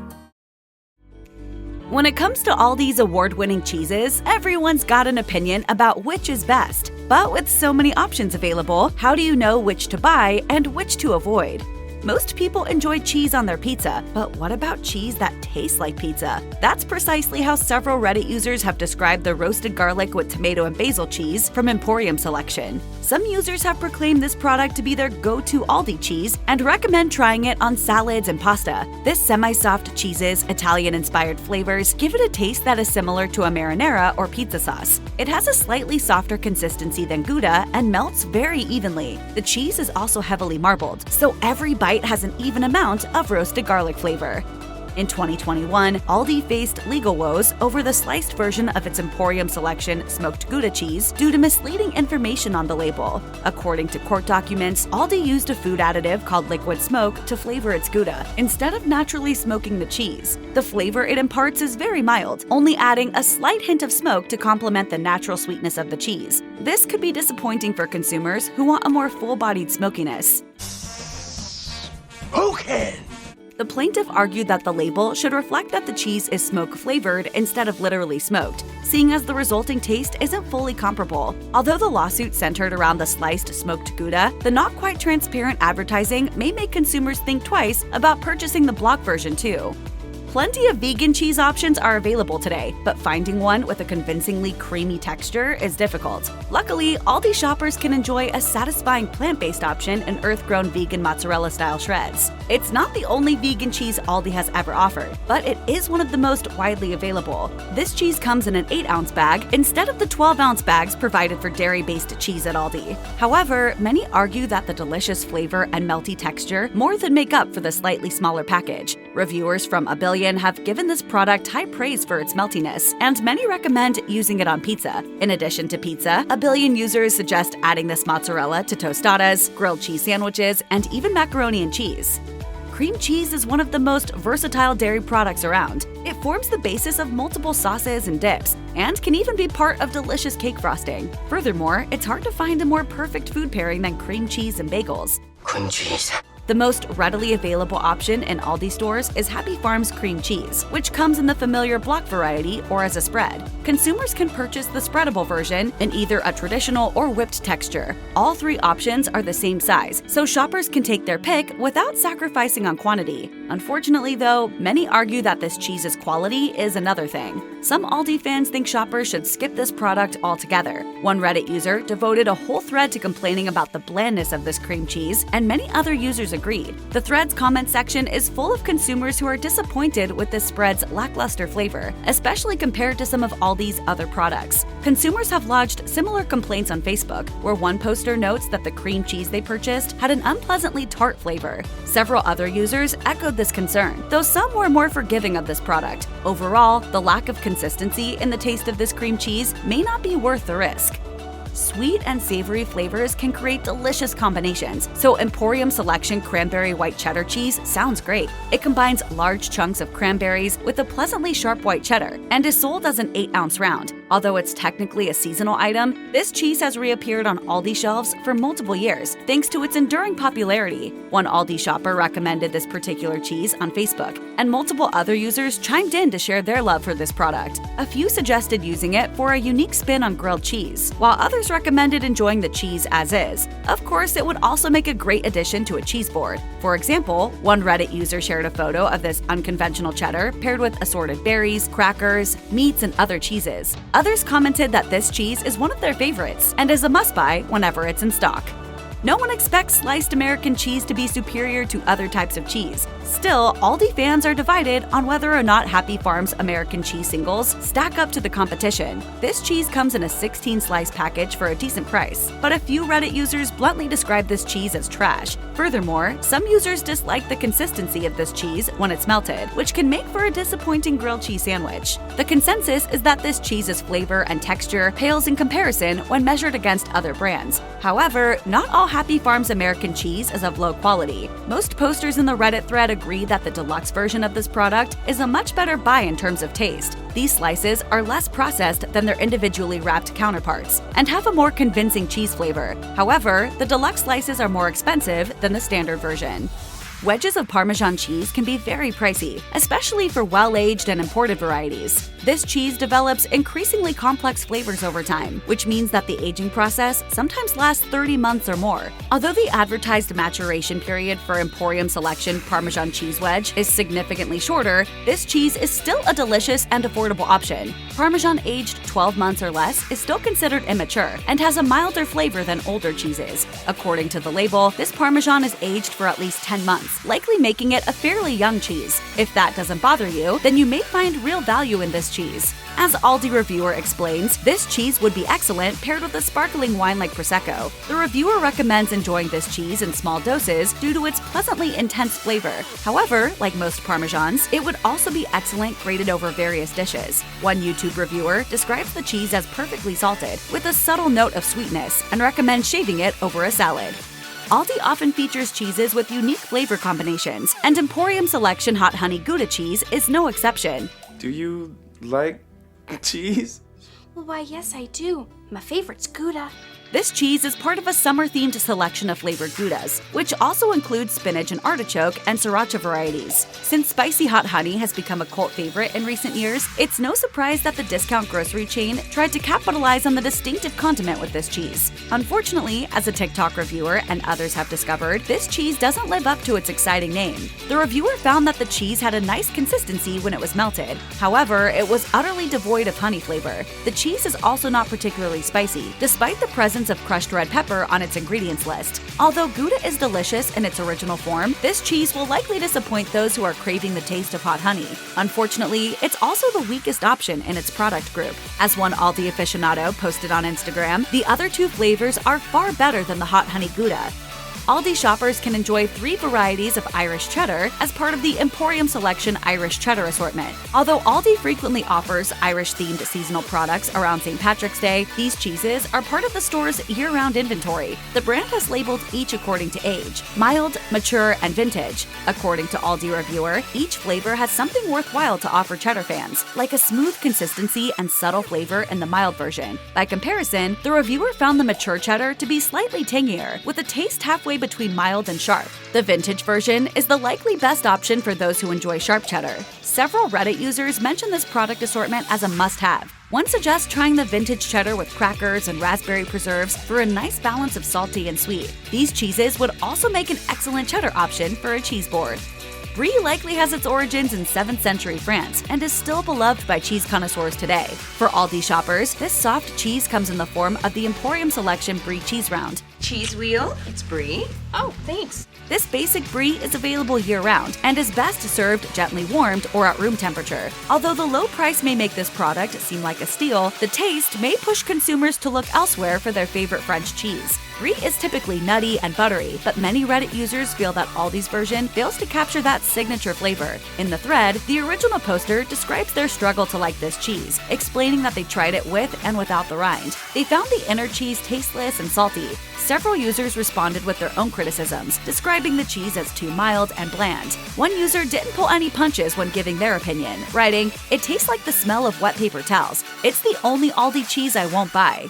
Many of Aldi's cheeses are award-winning, including the Emporium Selection Applewood Smoked Gouda. This Gouda is one of 3 Applewood smoked cheeses, alongside cheddar and Gruyere. The collection earned a 2023 gold medal from Chefs in America for its exceptional flavor, an accolade the brand advertises on the label. These cheeses are cold smoked for 6 hours using natural wood, which sets them apart from some of Aldi's other smoked cheeses. All 3 are a great buy, but the Gouda is especially noteworthy, since Applewood imparts a mildly sweet flavor when used used for smoking, it blends perfectly with the nutty caramel notes of Gouda. In a Reddit thread that pitted 3 popular Emporium selection Goudas against each other, users noted that the smoke flavor in this cheese is very subtle. This makes it an excellent choice for someone who wants to enjoy smokiness without losing the signature taste of the cheese. One user recommends trying this Gouda as a burger topping, but it would also work well as a slightly smoky addition to a charcuterie board. What's that? It's charcuterie.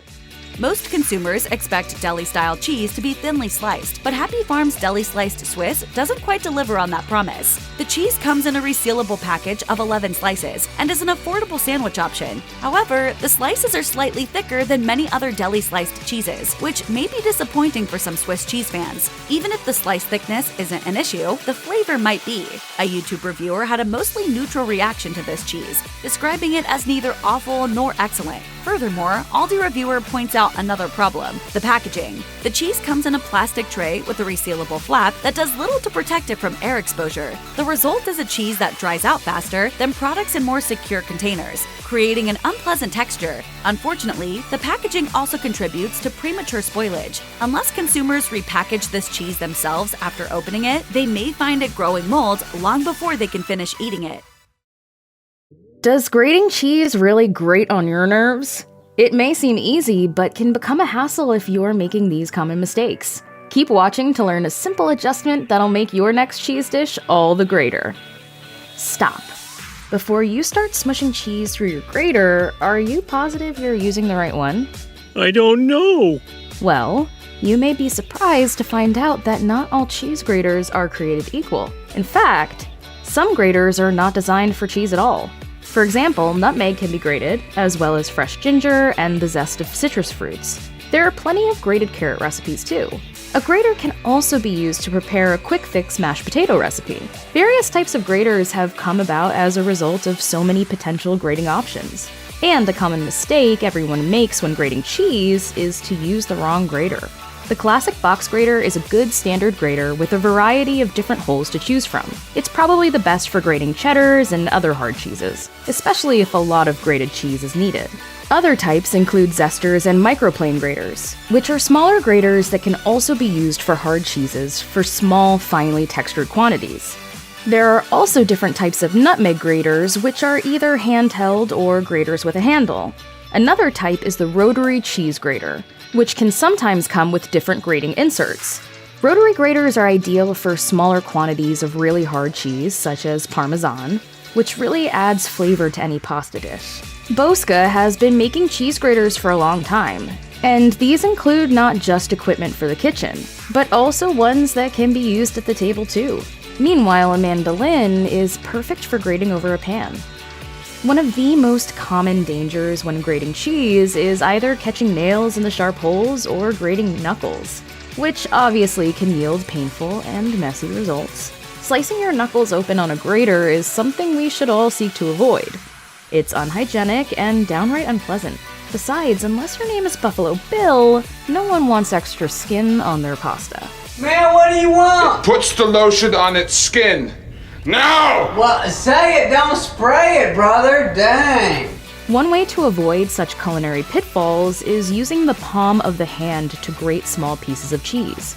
With the palm, rather than the fingertips, you can apply pressure without the risk of knuckles getting in the way, or fingers slipping toward the jagged edges. This is a great way to not waste end bits of blocks that otherwise may be left ungrated so that your fingertips don't end up being shredded too. This piece of great advice means that grating can be faster too. Yet another idea is to make sure the grater is on its side, and to grate slowly toward the body. From bulk grating to shredding certain types of cheese, the best way to grate cheese might not be with a grater at all, but with a food processor. Grating cheese to add to a single dish or a simple recipe is one thing, but if you're making really cheesy meals, then you may find using a machine far less tiring. Some people even find that traditional grating can cause pain in the hands. Not only is grating with a food processor less difficult, but it's faster as well. The key to grating cheese in this way is to make sure that the speed and settings are adjusted to produce the grated texture you're looking to achieve. This is much the same as choosing which type of grater and what size of holes to use. A good tip is to pulse the cheese and stop before it's shredded to make sure it's looking how you want it to. Once again, the harder the cheese, the less likely it is to clump together. So if you're using a processor to grate soft cheese, a little chill beforehand can help. It's also a good idea to add cheese cut into pieces that are similar in size. This will help to give you a better idea of the amount of grated cheese you'll have. A ballpark rule is that around 4 ounces of whole cheese is equivalent to a cup of grated cheese. The world of cheese is wonderfully diverse, from hard cheddars to salty blues and gorgeously soft varieties, such as mozzarella. Another popular soft cheese is the silky smooth melt-in-the-mouth texture of buffalo milk burrata, which is renowned for its creamy taste. Although this cheese is often eaten with bread, tomato, and a sprinkle of sea salt, there are a lot of dishes that include grated or shredded mozzarella, such as pizzas. According to an article in Pizza Today, an expert in the dairy industry, Dr. Molly Cheese King Reddy, believes that the consistency of shredded mozzarella adds the right melt and stretchy elements to fit with American tastes when compared with slicing it. As a consultant to top pizza chains from Domino's Pizza to Papa John's, he has more than a passing interest in what makes a good cheesy-topped pizza. However, grating soft cheese can be difficult because it often creates more mush rather than well-defined grated curls. One good tip from Tasting Table is to put soft cheese in the freezer for around 15 minutes. The idea is to make the cheese harder without freezing it, so that it grates more easily. One of the more annoying cheese grating issues is when the holes on your grinder become clogged up with cheese. This can occur because the cheese is warming up and becoming softer, thus smearing on the grater. This can make grating harder work, and a much slower process, as well as being mighty frustrating. However, this might be happening because you're not oiling your cheese grater before you use it. Food Republic recommends spritzing oil on the surface of your equipment so that the grated cheese doesn't stick to the grater. Oiling the grater can prevent you from having to scrub away at a sharp kitchen tool to remove any stubborn stuck-on cheese. Of course, it's not just cheese sticking to the grater that can be the only problem, but also cheese sticking together after it's grated too. Aside from this, tapping the grater will ensure that the cheese falls down and doesn't stay put, which allows it to build up. One big advantage of using oil or cooking spray as a lubricant is that cleaning can be far easier too. One tip for saving grated cheese from forming these clumps is to add some flour before freezing. That way it stays separated and ready for when it's needed for a recipe again, or when you want to grab a handful to sprinkle on some homemade chili. With a traditional box grater, there are generally 4 grating sides to choose from. Using the wrong side with the wrong type of cheese can end in less than desirable results. With this type of grater, there are different sized holes on 3 sides with slits along the 4th side. 2 of the sides have slanted holes, and these are the classic cheese grating sides. The larger holes create bigger grated pieces and are ideal for semi-hard cheeses, whereby the cheese needs to be grated or shredded. The smaller holed side is more suitable for when a finely grated hard cheese is required, such as with a Caesar salad or pie recipe. The 3rd side also has holes, but these look like they've been punched out of the metal. This is a zester, and when it comes to grating cheese, this produces a fine dust that can be used in dishes such as risotto. Finally, the 4th side is best suited to thin slices of cheese, and can also be used to create shavings of cheese, the type of which might be used on a salad. If you're used to standing your 4-sided box grater upright and grating up and down, then you might be shocked to find out you're apparently grating cheese in the wrong way. Oh, no. No. No. No. Yep. It would appear you're supposed to lay your grater on its side and grate your cheese on the top in a side-to-side motion. This cheese grating hack went viral when Menu Served posted an Instagram video on her showing cheese being grated in this way. It certainly sparked interest as a top cheese grating tip to avoid grating knuckles and nails, as well as prevent clogging up the grater with shredded cheese. However, it was pointed out by some people that graters are designed to be held upright because of their rubberized feet. So not everyone is convinced of the legitimacy of this hack, it seems. Graters use their metal teeth to cut up the cheese, and over time these holes flatten, meaning that your grater seems duller or blunter. The best approach is prevention, by using a cover to protect the surface and washing a grater by hand rather than putting it in the dishwasher. Of course, one simple way to improve your grater may be to simply buy another one. And if your cheese selection is high-end, then this might be the most appealing option. There are some pretty luxurious cheeses out there. Everything from Serbian donkey milk cheese to Swedish moose milk cheese, and even cheese with edible gold flakes. If grater holes need pushing out, and you don't really have the time and energy to do this hole by hole yourself, then there are other cheese grater sharpening tips you can try. One hack is to use sandpaper, which is rubbed along the grater in the same fashion as when you're grating. Just make sure to wash your grater afterwards. You don't want leftover grit and metal shavings in your next cheese dish. Definitely, an interesting hack is to use a ceramic cup, rubbing its bottom across the holes. You can also sharpen a knife with a coffee mug in the same way. A knife and a file can also be used to sharpen the edges of the holes and then push them back out.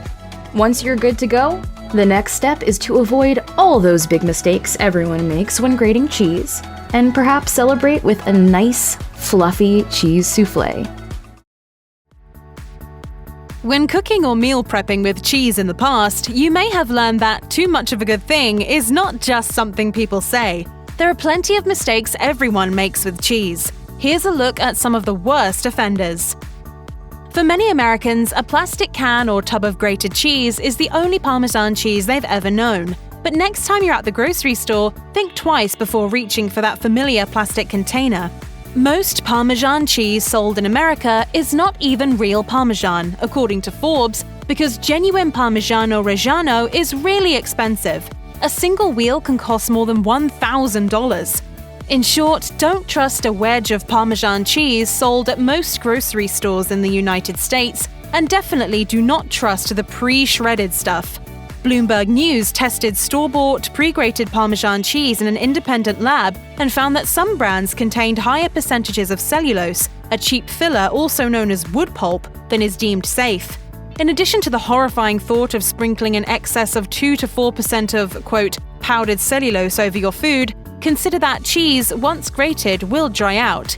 Even though Parmesan is a dry cheese, pre-grated Parmesan is drier and lacking in flavor relative to freshly grated. Pre-shredded cheese is convenient, of course, even pet birds won't disagree, but what you get for that convenience you sacrifice in taste, ooey-gooey meltiness, and savings. With pre-shredded cheese, potato starch and cellulose work together to prevent clumping, and natamycin is added as an anti-mold agent. Freshly grated cheese lacks these preservatives, so it tends to taste better and melt more smoothly. You also get more bang for your buck. As Taste of Home explained, an 8-ounce block of cheese will yield more volume of grated cheese than an 8-ounce bag of pre-shredded cheese. When you grate your own cheese, you also have more choices available to you. If you want grated cheddar cheese, at most supermarkets, there might be 2 or 3 varieties at most. If you're grating your own cheddar cheese, the world is your cheesy, delicious oyster. And this is what we mean when we say, there's a first time for everything. Grate away, cheeseheads. I'm gonna give you some cheese. That's a lot of cheese. At this point, you're probably thinking that the box grater is your new BFF, but before you get too comfortable, just remember the cheese you're using, specifically the temperature of that cheese, matters too. Although you should serve cheese at room temperature, it's best to shred cheese when it's cold. This means you should begin grating immediately after taking the cheese from the fridge. If you try to shred cheese that is too warm, it will become a mushy mess. This rule also applies to hard cheeses like Parmesan. Even if it seems solid at room temperature, put it back in the refrigerator for a few minutes. Soft and/or fresh cheese may not need to be grated at all, but you should still wait to crumble or cut it until it's sufficiently cold. You can freeze cheese and then grate it, but there are some definite drawbacks to letting cheese anywhere near your freezer. I can tell by the gross weight I'm not going to like it. I like my cheeses in the ounces. When they weigh as much as a Fiat, I get worried. There are types of cheese that should never be frozen, such as fresh cheese and cheese with holes or air pockets. But even with cheese that can be frozen, bear in mind that freezing can affect flavor and dry out the cheese. Cheese comes into your home with its moisture content carefully balanced, and you're going to want to replicate its ideal storage conditions as much as possible. That means covering it completely and not leaving it exposed in the fridge to dry out.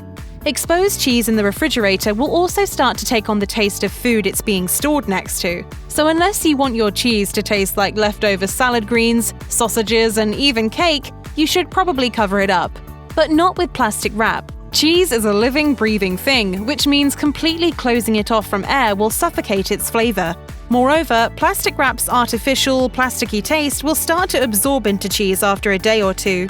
The best way to store cheese is in cheese paper, but if you don't have cheese paper handy, the Splendid Table recommends wrapping your cheese in wax paper or even aluminum foil. Some people say you should put mayonnaise on the outside of a grilled cheese, while others say you should put butter on the outside. Regardless of your method, don't forget to also pay attention to what goes inside the sandwich, the cheese. Cuts off the crust. I don't.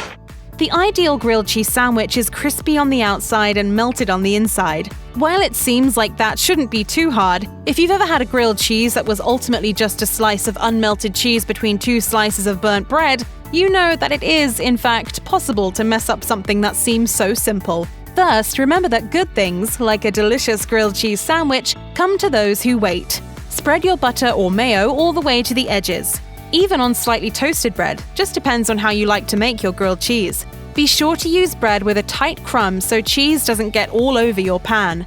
Next, use a cheese that melts well. While cheese aficionados may scoff at American cheese, it really is the best for this sandwich. Lastly, grill your grilled cheese low and slow. High heat is not your friend here, especially if you're using, say, an iron for the melting, which we don't really recommend.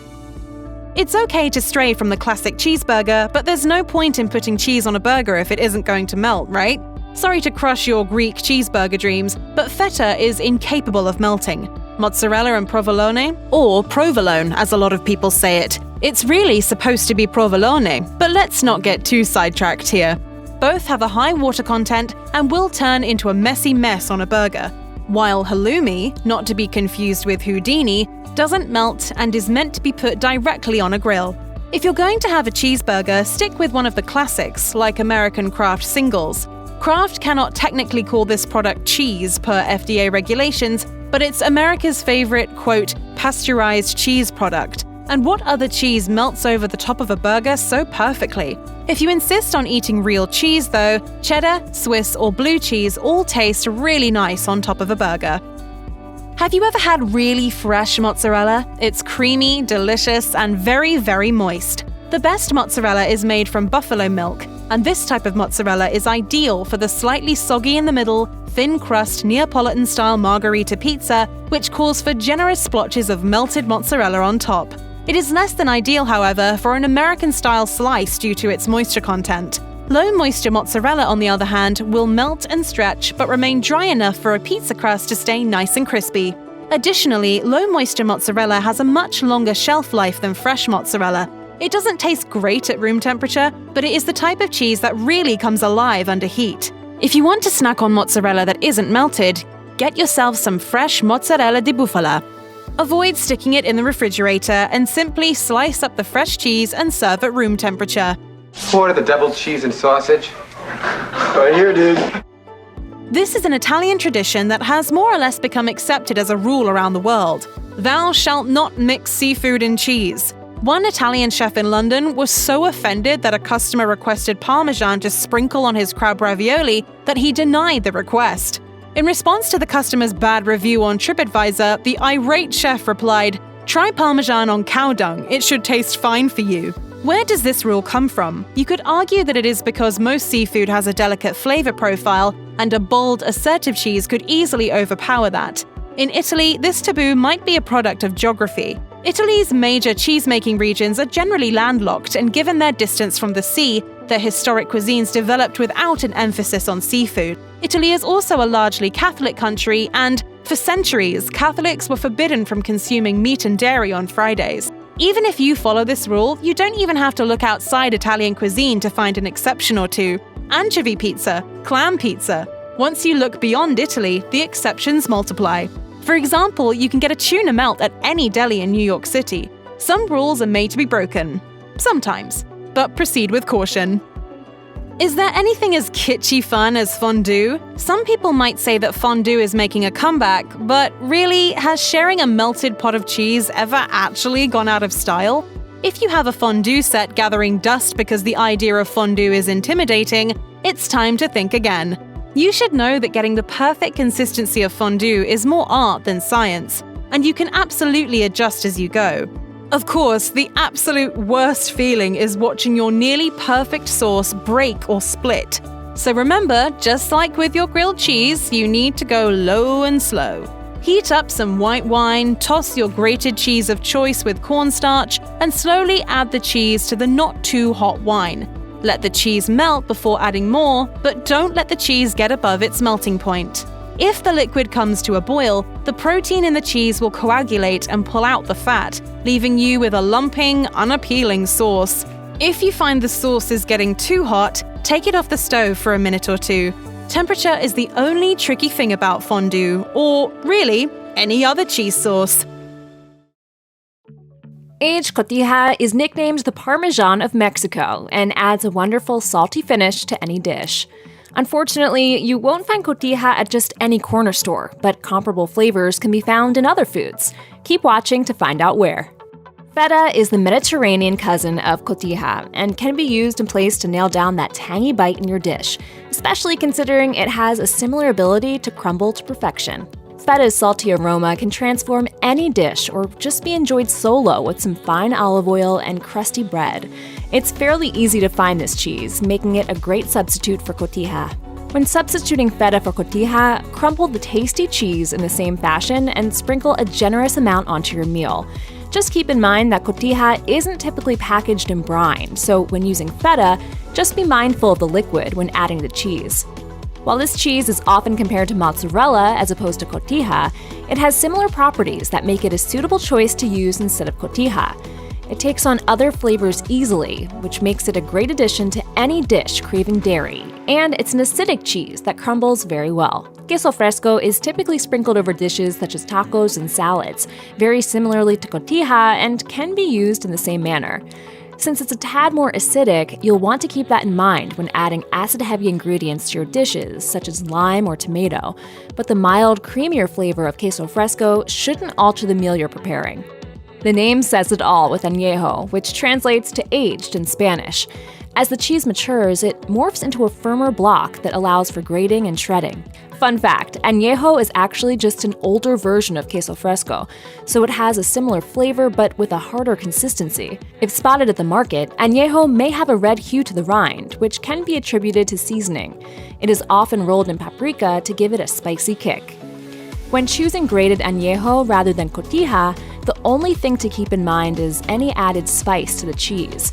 If you're putting together a spicy burrito, you may want to cut back on the cheese just a tad. Oh, next step is to fold in the cheese. What does that mean? Considering Cotija is part of the Parmesan family, it's fitting that Parmesan works as a successful stand-in for the Mexican cheese. The go-to Italian cheese is a staple in many households, often to tie together a pasta dish or fix up a quick chicken parmesan, which makes it not only a great alternative to Cotija, but an easy one to source as well. The sharp and nutty hard cheese is the best substitute for aged Cotija and can be swapped out in any recipe. The saltiness paired with the sparkling texture of Parmesan makes it a winning replacement, but one thing to keep in mind is that the more aged Parmesan is, the stronger the flavor will be. Keep tasting as you put your meal together to make sure the cheese flavors aren't overpowering, or even worse, lacking taste. Grana Padano is a crowd-pleasing Italian cow's milk cheese. Similar to Parmesan, this cheese has a crystal-like appearance and texture, but with a creamier finish and a mild bite. Originally made in northern Italy, Grana Padano is aged for at least 9 months and develops a one-of-a-kind flavor. This Cotija cheese substitute works because of its matching hard texture. While this cheese is delicious, it has a sweeter hint to it and overall has a more subtle, low-key flavor, bound to still make a meal creamier and cheesier. Here is another cheese that graces us from Italy. Pecorino Romano is often outshined by its popular counterpart, Parmigiano Reggiano. The Italian cheese is one of the oldest that can be found on shelves today, so clearly the makers are doing something right, considering the demand remains high for cheese lovers after all of these years. It has a strong, nutty flavor that traditionally aids itself well in pasta recipes, but it can take the place of Cotija cheese in a bind. The funky, tangy essence of the hard cheese resembles Cotija enough to be used as an alternative in recipes, and you could use Pecorino Romano as a one-for-one swap for Cotija.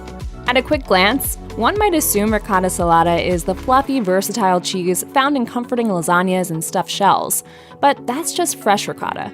Ricotta salata, on the other hand, is pressed to remove any liquid and then aged for a minimum of 3 months. This process provides us with a deliciously tangy cheese delivering a much more dense consistency, which of course makes it a great Cotija replacement because of its rock-star grating abilities. The salty, crumbly cheese manages to combine the aroma of a light, fresh cheese with a hearty, dry texture, giving it a milky taste and would do wonders on a Mexican-inspired dish calling for Cotija. Here's what you do. You just fold it in. Okay, I don't know how to fold broken cheese like that. And I don't know how to be any clearer. While it may be tough to find Cotija at your corner store, chances are that finding the ingredients to make a dairy-free alternative will be much more of a breeze. With just almonds, olive juice, lemon, and a bit of salt, you can toss together a vegan version of Cotija. After pulsing all the ingredients in a food processor for about 5 minutes, place the goodness in a cheesecloth, squeeze out any extra liquid, and then put the concoction in the fridge. After 24 hours, magic happens. You'll open the cheesecloth to find what looks like a perfect bundle of cheese. It should crumple easily at this point and be ready to complete your dish. If you're trying to limit your time in the kitchen in favor of some family relaxation time, or if just the idea of making vegan cheese from scratch makes you yawn, rest assured knowing that larger grocery stores have shelves lined with dairy-free and different plant-based alternatives to dairy products. Violife, just like Parmesan, can absolutely be used in place of Cotija. The vegan brand's cheese resembles Cotija's saltiness and crumbly consistency, making it a great choice in place of the Mexican cheese. If nuts aren't for you, it can be tough to find the perfect dairy-free option when you're seeking something creamy. Good news!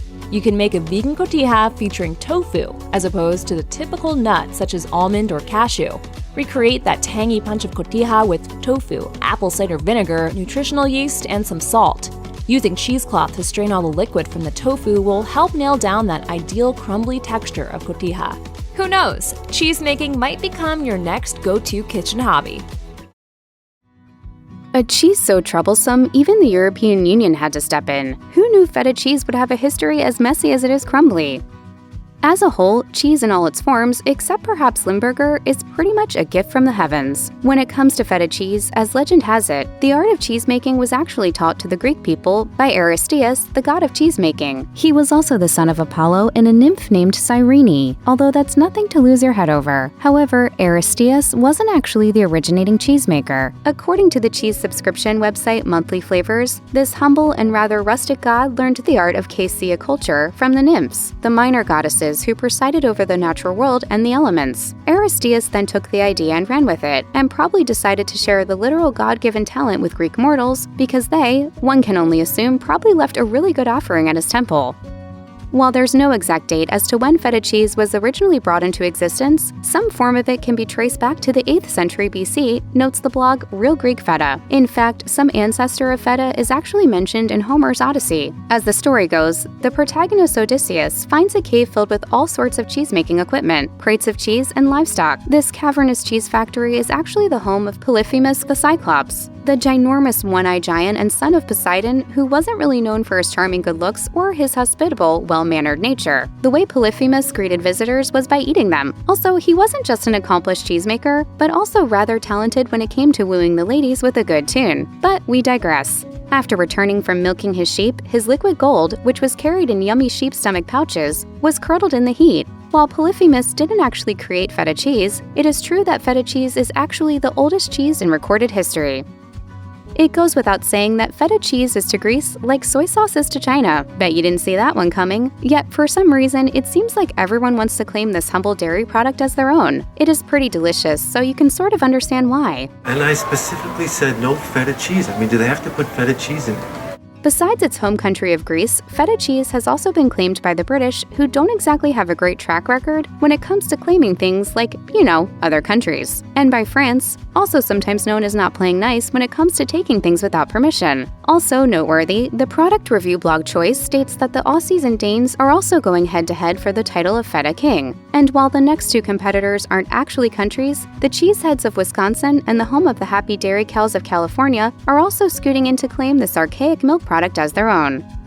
It's blatantly obvious that everyone wants a piece of the feta brick, but unfortunately, true authentic feta cheese can only come from the land of gods, goddesses, and mythological monsters. Oh, and from kids' fables. Aesop, anyone? Although countries like Israel, Bulgaria, France, and Denmark all claim to have some part in the wonderful world of feta cheese, according to Britannica, this briny sheep's milk cheese is a 100% Greek invention. Feta is, after all, the national cheese of Greece, not the national cheese of Bulgaria, whose cheese is called Cyrene, according to the Slow Travel blog. If you're still not convinced, authentic feta cheese can only be manufactured in one of 7 specific locations, which include Central Greece, Thrace, Thessaly, Lesbos, Macedonia, and the Peloponnese, as noted by Gastronomy Tours. Any other cheese that's claimed to be feta should simply be called white cheese. If you take a gander at world history, there are a few things that the ancient Greeks did quite frequently. For example, competition was a pretty big deal. Think Olympics. And they often engaged in deep and highly insightful philosophical discussions. Can you say Pythagorean theorem and the creation of democracy? And they fought a lot. It was the nature of the beast at this time in history. You had to defend your personal property, your trade routes, your waterways, and even your wife, not only from foreign invaders, but also your neighbors. Greeks are known for their hospitality, joviality, and upbeat personalities, but also for their unrelenting fighting spirit. So when other countries began to try to steal the feta name, the Grecian people didn't back down. Take it! It's yours! On the contrary, they went the legal route and took it to the European Union to settle the score once and for all. Of course, the Greeks came out victorious. According to NPR, the EU ruled that Greece, and only Greece, was permitted to use the feta title, and that any feta-like cheese produced outside of the ancient country was prohibited from using the feta name. Unfortunately, not all countries involved took this news lightly. The European Union granted Greece exclusivity to the name feta back in 2002. This means that the cheese is registered as a protected designation of origin product, also known as a PDO. PDO prevents fraudulent products from circulation and helps preserve a culture's food history and food economy. But Danish feta makers snubbed this and continued labeling their white, crumbly cheese under the same guise. After multiple warnings, the EU decided to sue Denmark. The country known for bringing hot dogs, Huga, and Lego to the world had continued to allow Danish dairy producers to export their not feta cheese as feta to countries not part of the EU. According to a rather sour representative on the Danish Dairy Board, feta cheese has been produced in the Balkans for centuries, and the idea that Greece was the birthplace of feta was a hoax. Another interesting feta fact is that this briny soaked cheese is traditionally made with 2 types of milk, sheep and goat's milk. Nowadays, cow's milk is sometimes added, though this will pretty much remove the true and authentic part of a traditional Greek feta cheese. Real Greek feta is traditionally made up of a 70-30 milk ratio, with the dominant percentage being sheep's milk and the latter being from goats. That being said, just because it contains goat's milk does not mean that it's goat cheese. If the percentage of goat's milk goes up by even just 1%, it is no longer considered to be a true and traditional feta cheese. According to Dairy Reporter, the milk used for traditional feta cheese production comes from the livestock owned by local farmers, and these goats and sheep are indigenous to the region. Unlike other cheeses, or ones made with cow's milk, feta is actually some of the healthiest cheese you can eat. According to Healthline, feta cheese is not only low-calorie, but also low-fat, with only 74 calories and 6 grams of fat per serving. It's also got its fair share of vitamins A and K, as well as iron, phosphorus, and magnesium. There are actually 8 types of vitamins that fall under the B vitamin umbrella, according to Medical News Today. They are thiamine, riboflavin, niacin, pantothenic acid, B6, biotin, folate, and B12. While each B vitamin does its own thing, the overall gist is that they help with your metabolism. They make sure that all of your cells are all in tip-top shape, and they also create blood cells. So if your doctor says that you're deficient in any of the above, maybe sprinkle some feta on your soup or salad, serve it with some hummus and pita bread, slice it for a sandwich, or go all in and just nosh down on it as is. While not all types can fall under this rule, feta cheese could possibly become the new gastro-probiotic it food. That word may sound a little frightening, but don't worry, it's a good thing. Probiotics are just good bacteria that are already in your body. These little microbes are like a personal army dedicated to keeping you happy and healthy by knocking out bad bacteria that cause infections and all that nasty stuff you don't want to deal with. According to Science Direct, through rigorous experimentation and testing, it's been discovered that some feta cheese is made up of at least 48% of Lactobacillus plantarum. This particular bacterium helps boost your immune system by knocking down E. coli and Salmonella. You know, the guys responsible for food poisoning and severe gastrointestinal distress. What's even better is that this bacterium also helps with inflammation. Don't just go eating a bunch of feta instead of taking over-the-counter pain medication, though. Ask your doctors what they recommend. Although feta contains the anti-inflammatory microbe Lactobacillus plantarum, it's probably a good idea to limit your intake if you suffer from migraines or cluster headaches.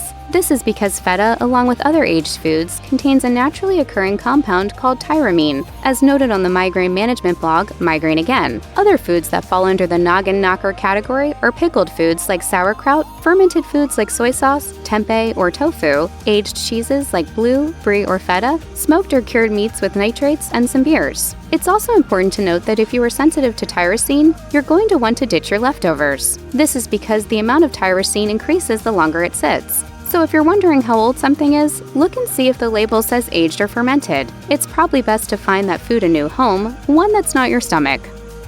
According to Oxford Reference, Greek poet Hesiod, circa 700 BC, is said to be the originator of the thought behind the phrase moderation in all things. Possibly, he coined that phrase after experiencing too much honeymead during an all-night Dionysian shindig. So in the spirit of Hesiod, just take into consideration that feta cheese, no matter the B vitamin or probiotic content, is not a low-sodium food. Salt is added to the feta curds, and then the cheese is submerged in a brine that consists of 7% salt, so that's like adding salt to salt. The end product satisfies 13% of your daily recommended sodium intake, a whopping 312 milligrams per 1 ounce serving. But don't let that scare you. Even if you are sensitive to sodium, everyone should have the right to eat feta.